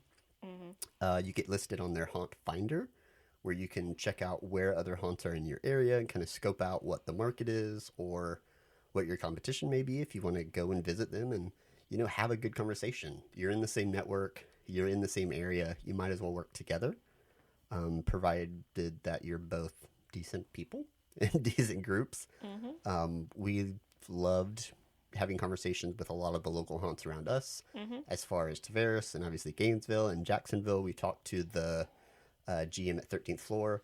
So far, I don't think we've had any negative conversations. We've Yeah. enjoyed hanging out with all of them. Yeah. Also, as part of the Haunted Attraction Association, you have license to use their pre-recorded trainings and videos for your staff. Throughout September and October, they have a 24/7 crisis support team. So if That's really cool. yeah, that's a it's a big deal. If there Yeah. is an incident that happens during your event where maybe a news station comes out or you feel like you need to post something publicly, Yeah. Like, what do I do? right, that's who you go to, and they help you formulate, what are you supposed to say? When should you say it? How should you say it?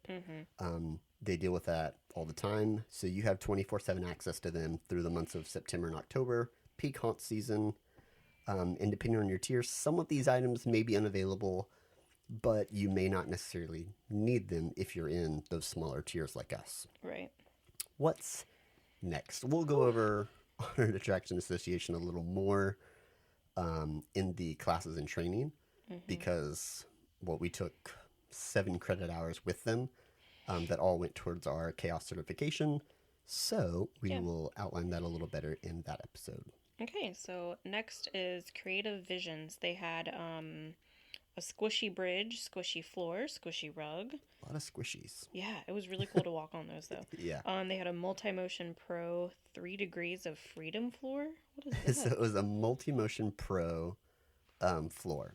So 3 What? degrees of freedom means it was able to move Oh. in different axes. So it was a bunch of different moving, basically the type of moving floors that we went into in like the darkness would be considered 3 degrees of freedom floors. Mm. It's similar to what you go through at Universal when you're doing Escape from Gringotts, Okay. when you're in the elevator. Oh. That may be a more toned down version. I don't think that's full 3 degrees of freedom. I think that may just be kind of an up and down Yeah. type of thing, maybe some vibration. So this is like you can tilt the floor completely. That's so cool. So yeah, pretty. Oh, they also have animatronics and photo ops, like we mentioned before. The big Yeah. kind of The ice chair, Ice chair. Yeah. and they had a not a puppet, but like a big animatronic. It almost looked like that old Nickelodeon show. What was the show where you had to go find stuff in the temple? Temple Run. No, no, that's the app. Don't You can talk look about at the me next like one. I'm crazy. I hate that I don't remember this. Okay, Night Scream Studios. They have UV reactive colorful or black creepy moss. They also have a ghillie suit as well, which is really cool. It's super big. Well, it looks big. It also looks really uncomfortable. I wonder if it's uncomfortable. I found it. What? It is Legends of the Hidden Temple. And it Ah, only broadcast, I didn't know this, from 1993 to 1995. oof. So I guess when I was watching it was mostly reruns. Nickelodeon. Picked from surrounding Orlando, Florida area. That's Makes cool. sense. And it was not. Hold on, let me make sure. Yep, it was not produced by Dan Schneider. This was before his time, I believe. So we can Good. promote it because it's also not on the air anymore. Okay. So yeah, Night Scream Studios, that was probably one of my favorite walkthrough booths as well, to see the wall texturing, Yeah. because they had all the blacklight in there to make all the creepy moss. Even the black ones looked really cool. Yeah. It was a lot of like fine thread material in there. And the cost, I don't remember what they were off the top of my head, but I remember looking at them and thinking, that's really not bad. Yeah. And I loved that they had the ghillie suits to match that. So you could have those hidden actors in the corners or on the walls, things like that. Yeah. Next is Gearheads Unlimited LLC. Yeah. These were pretty cool. Yeah. So they are smaller noisemakers. Kind of think like a handheld siren gun. They look like portable drills. Yeah. And they actually used normal power tool batteries in different brands. My bad. But they were super, super loud, all handheld. Recharge the battery before the event. You can use them all night long. This is something that I want to purchase in the future when we should've go to bought do a one. mobile one. When you weren't looking, so I could scare you in the middle of the night. I mean, I'm a pretty light sleeper, but yes, Yeah. Those things are so they are loud. very loud. And they're not like super annoying sirens. They had a variety of sounds Yeah, that's true. for different ones. So they weren't just a standard like clown horn or car horn or anything like that. Yeah. What's wrong with your computer over there? My computer is not a. I mean, it's a. What kind of computer? It's a Dell laptop. I'm using my. What is that? What's going on? It's the laptop going in and out of Oh. charge. All right, you good? I'm good. All right. Next is Graveyard Ghoul Productions. Oh yeah, they had some pretty cool stuff. Yeah. A a self-moving Ouija board. Yeah. So, something that we experienced at, I feel like we talk about them nonstop, but Gainesville Fear Garden, they did a solstice seance event for Christmas, and they had a Ouija board that they were trying to make self-moving. And what they ended up having to do was they had to have kind of human interaction with it instead. They just didn't have enough time to figure out the self-moving component part of it. Yeah. But this was really cool. I've never seen one of these for sale. Yeah, it's really cool. So they had a self-moving Ouija board for, I You didn't didn't. blank out the notes. All right. $700. $700. Not bad. That includes the table, the planchette, the board. Like, that includes everything you would need. You don't Yeah. need to buy anything else past that. I still wouldn't buy it. I would. No. Yeah. It's doing its own thing. You don't even have to touch it. All right, let's go on to Thrill Builders. Thrill Builders, the last booth for us to talk about. We are Thrill Builders, and we are serial thrillers. That's their tagline. So I'll read a little bit about them from their site. This is another consulting turnkey design company. They say, "We love fun. We love to build fun, and we love our jobs. Okay, where can you? Okay, are they hiring? I don't think so. I wish. This Oh, would be right up my alley. yeah. We design and build custom attractions like escape rooms, mini escape games, laser tag, haunted houses, mini golf, and more. We specialize in creating amazing games that are fun to play, easy to run, and extremely profitable. We also create immersive themed environments and displays. Whether you need your family entertainment center themed or just want a custom photo op built, our giant shop can build it. We have a bleh. We have a team What? of dedicated carpenters, themers, CAD drafters, artists, faux finish painters, and game designers on staff. Our shop includes all of the necessary equipment to build these attractions, like a Jeez. 10-foot CNC machine, 3 welders, and a metal fabrication station, a giant vented paint booth, forklifts, dock height loading capabilities, over 500 different escape room electronic consoles in stock at all times. Big Mm, thing there. An electronics department, and an entire pneumatic parts section with any size cylinder, solenoid, and air fitting we would ever need. goodness. We are your one stop shop and can take your concept from an idea to a fully functioning and profitable facility that will blow your mind. Wow. We come in on time, on budget, and when we install your attraction, we don't leave until your staff is trained and you are happy. Come see the Thrill Builders difference. Hmm. Do you want to play another game? Sure. All right. So they sell turnkey escape rooms Hmm. and mini turnkey escape rooms. And I'm just now reading a typo where it says mini turkey escape room. um, so obviously their cost can skyrocket from here depending on how small or large your project is. Mini turkey.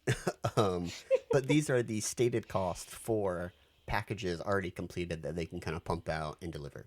Ooh. Okay. So for a mini turnkey escape room, how much do you think that would cost? Oh my goodness. 25,000. Close, 30,000. Okay.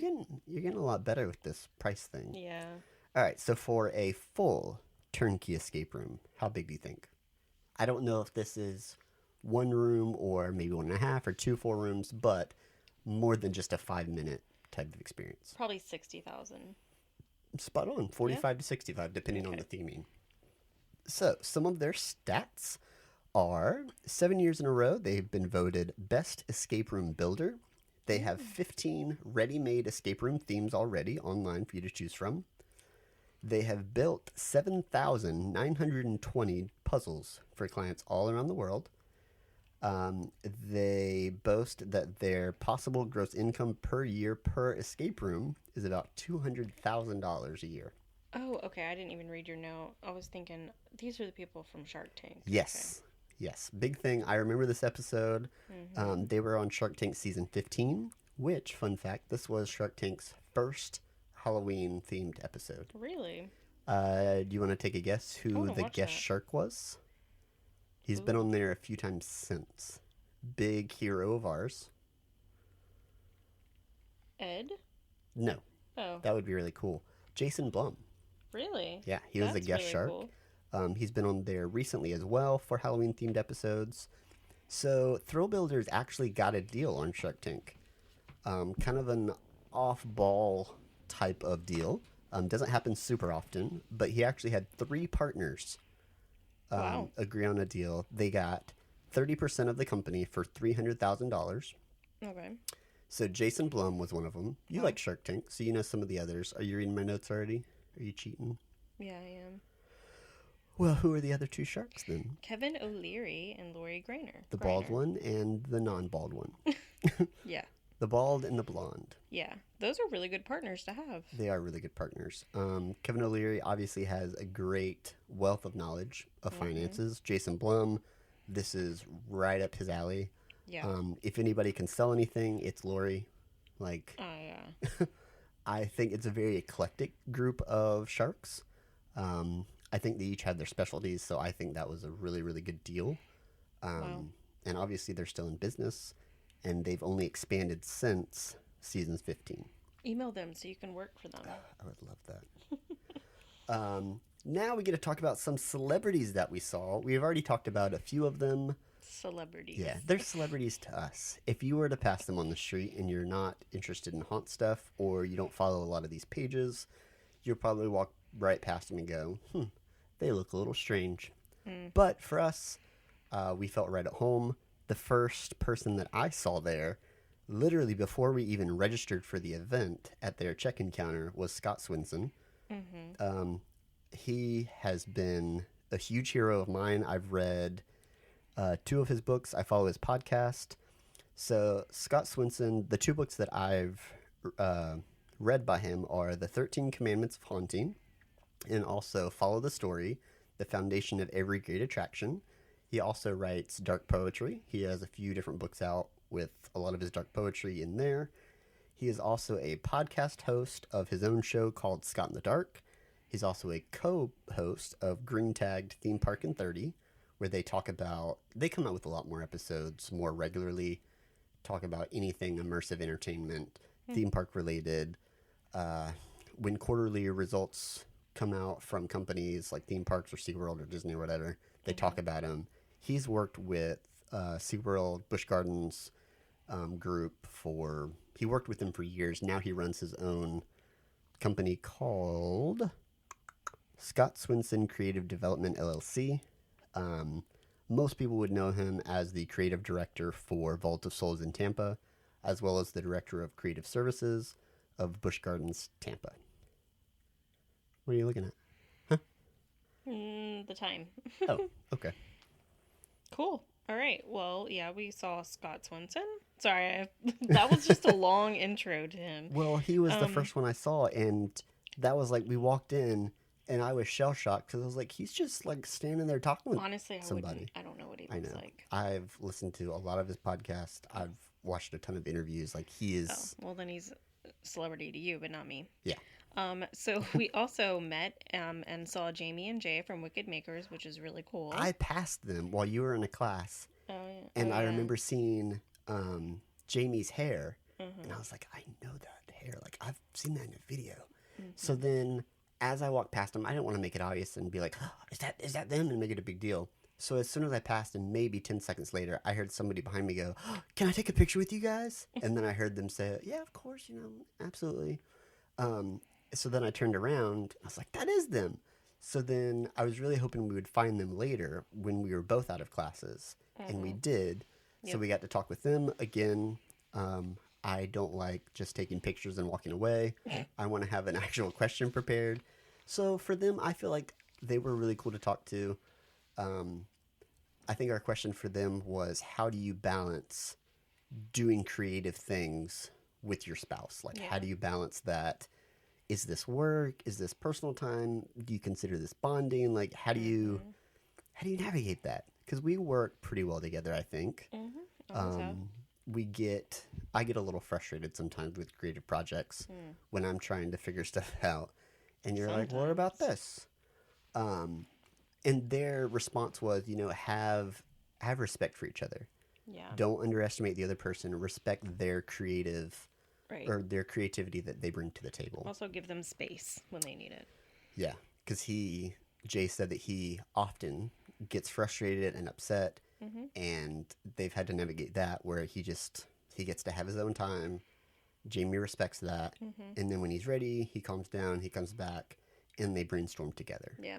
Thankfully, we have this space where, yes, we live in a tiny house, but we also have other houses to go to. Well, yeah, we like, have that. We have outside. We have, A lot of times we'll just Yeah. walk with the dog. yeah. We'll go out past the blueberries and sit in a clearing in the woods. Well, I do. Yeah. I love it out there. It's super peaceful. Yeah. Who else did we see? We saw Cannon Beasley. He was he's not really a celebrity, but I guess He was the biggest celebrity at the event. that's true. He was with Make-A-Wish Foundation. He was a Make-A-Wish kid. Yes. Yeah, sorry, he doesn't work for Make-A-Wish. I'm sorry. No. He was a Make-A-Wish kid. Yeah. And it was just really heartwarming to see him I think this is have the so much first fun. Make-A-Wish kid they've had Yeah. that's wanted to come to the show. And he's not even from the U.S. He's from Canada. Right. He has a family. Their family owns a Home haunt. home haunt called House of Doom in Lindenwood. And they do big nonprofit fundraiser there. Yeah. I forgot the organization that he does the Yeah, we talked. fundraising for. Yeah, we talked about it. But he was a big feature of this year Yeah. at TransWorld. He's been on a lot of the TransWorld Live videos. You saw him everywhere. It was like literally every time you turned around, he was at a booth. He was vlogging. He was doing Facebook Live. Yeah, super smart kid. Like Super smart kid. The whole family was super cool to be around. Very friendly. He was super down to earth. Like, like and something that he said. it's gonna be our kid. I hope so. I mean, I'm hoping our kid doesn't have anything that requires them to have Make-A-Wish or dreams come true. You were a Make-A-Wish kid. I was, and now they have taken that off the table for cystic fibrosis as of January of this year. But we won't get into that. Oh my gosh. Apparently, Cannon did a speech when they gave him an award at the Oscars, I think. Yeah. Which is like an Oscars, but for the haunt industry. So they Really? Listen here. Not everybody knows what that is. So it's pretty self-explanatory. He didn't realize that he was getting an award. Oh, that's sweet. But something that he ended his speech with was talking to Jen and Rich, which are the two people that run TransWorld and the TransWorld shows, because there's more than just TransWorld. There's East Coast Haunters and Midwest and all that stuff. So he's pointed to them directly and he said, "Thank you for not making my family go to Disney World." Yeah. If you know of anybody that has done Make-A-Wish or Dreams Come True, or you've seen literally any of the commercials over the years, Disney is probably the number one dream or wish that kids make. I was not one of those. Expensive. Right. When I did my wish for Dreams Come True, or my dream, I guess, when I was 14, 13, 14, I was 14. I got a BC Rich bass guitar and then a Yamaha electric piano. Did they just like ask you, what do you want before you die? No. So when I turned 13, I think I said, do I still get a wish? Like, is that still a thing? Because they had talked about it in the hospital. And then it kind of got quiet. So I asked my mom and I was like, is that a real thing? Or is that just something they like make up? And she was like, no, like, do you feel like you're ready for that? Yeah. Like, because you can only do it until you're 18. If you don't do it and you turn 18, I'm pretty sure that's it. Like, it's off the table. Yeah. And not every and not every illness qualifies for it. Right. Cancer, cystic fibrosis. I don't know anything else outside of those two. I don't believe that diabetes qualifies. Could be wrong. I have no idea. But I know cystic fibrosis did up until just recently, as it was a chronic disease, a life-threatening genetic thing. Yep. So, next time I went to the doctor at Nemours, we asked them, what's the process? And they said, oh, well, we talk with the social worker. The social worker gets you in touch with them. We went to lunch at Olive Garden to meet with the lady that was like our... We've never talked about this, have we? No. I almost did an internship with... That would have been really cool. It wasn't Make-A-Wish, was it? Dreams Come True is the local version for us. I did an interview for a They were internship there. They were awesome. Yeah. So my dream kind of morphed. Initially, it was I want to go on a shopping spree at Guitar Center, and they're like, "Well, what do you want? Like, we can do that, but if there's something specific, sometimes we can get more for you if you know exactly what you want." And I was like, "Well, I want a bass guitar." So I picked out an Ernie Ball. It was like a $2,500 bass guitar. And I wanted to audition for the worship band at the church I was going to as a kid or as a youth. So they said, okay, well, let's pick one out. We'll go there, we'll see it, and then we'll take a look at anything else there. And if you still are set on that, did they give you a budget? we'll buy that. No, they just said, what do you want? Okay. So at that point, it was if you said, kind of blank. I want to fly to the moon, they would be like, okay. They try to do their best. A lot of people want to go like I on know. concerts. They want to go to Disney World for 3 days or a week or whatever. So those are like this the is easiest. completely off topic. It is. It's but like that's the all right. easiest thing. Like Sure. trips are really the easiest thing to. And they're more expensive, I would think. Anyways, Well. so I went to Guitar Center and I saw the bass and I was like, that's really cool. And they were like, all right, well, look around just to make sure there's not another bass that you feel. They're like, because you're just new to playing bass, because my brother had one. So I'd played a little bit, but not enough to really warrant a $2,500 bass as a beginner. So I was like, all right, well, Yeah. I'll look around. And I saw a BC Rich Heritage Classic Mockingbird bass. It's gorgeous. Long story short, we ended up getting that. It's like a third of the cost of the Ernie Ball Music Band. So they said, well, because you're not spending the full amount on that, we can get you an amp. So I got a Gallion Kruger amp, 215 speaker cabinet, and then a head. And then I also got a Yamaha Clavinova electrical piano. Okay, cool. I still own both. I played the heck out of the bass guitar. I think I played it for 10 years without getting another guitar. And I love it. Okay, next. Sorry, you took me down a rabbit trail I did not expect. Sorry. People are probably like, dang, she's rude. Anyway, Yeah. so we saw Ed and Marcia Edmonds from Distortions Unlimited, and then we met with them. Yep. We And didn't then- talk to Marcia, but we did talk to Ed for probably like 5-10 minutes. Right. We had classes with Alan Hops, Yep, from Dark Hour Haunted House and Stiltby Studios. Spencer Terry. Nobody knows who that is. So he is Oh my gosh, here we go. he is very iconic to me.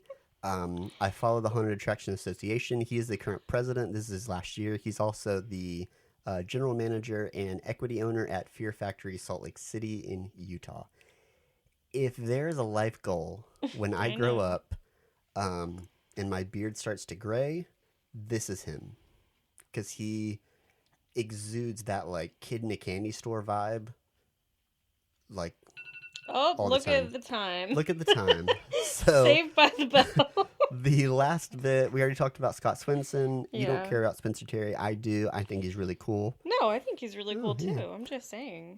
And then the last one we already talked about was Jordy Shell. Yeah. He's been a guest sculptor for Distortion Unlimited from their TV show, as well as outside of the TV show, obviously. We saw him with Midnight Studios at HauntCon. He was with CFX at TransWorld. He's a guest sculptor for Sorry. That all was sorts of not people. me. All the way up to Hollywood level sculpting. Mm-hmm. He's super talented. He considers Ed Edmonds as one of his heroes and reasons why he went into artistry and sculpting. Cool. And that's all I got. We're like right on time. This Oh, is are we? perfect. Yeah. Okay, cool. All right. Anything else you want to add before we wrap this episode up and before we talk about classes? No, I don't think so. I think we've said too much. And still not enough. Still not enough. Thanks for listening, guys. And I know this is really long, but hopefully you enjoyed it and will want to listen to our next one, which is actually going to be really interesting because it's about the classes and the seminars that we went to. Super interesting. I think so. I think so too. So check us out then. Thanks. Bye. Bye.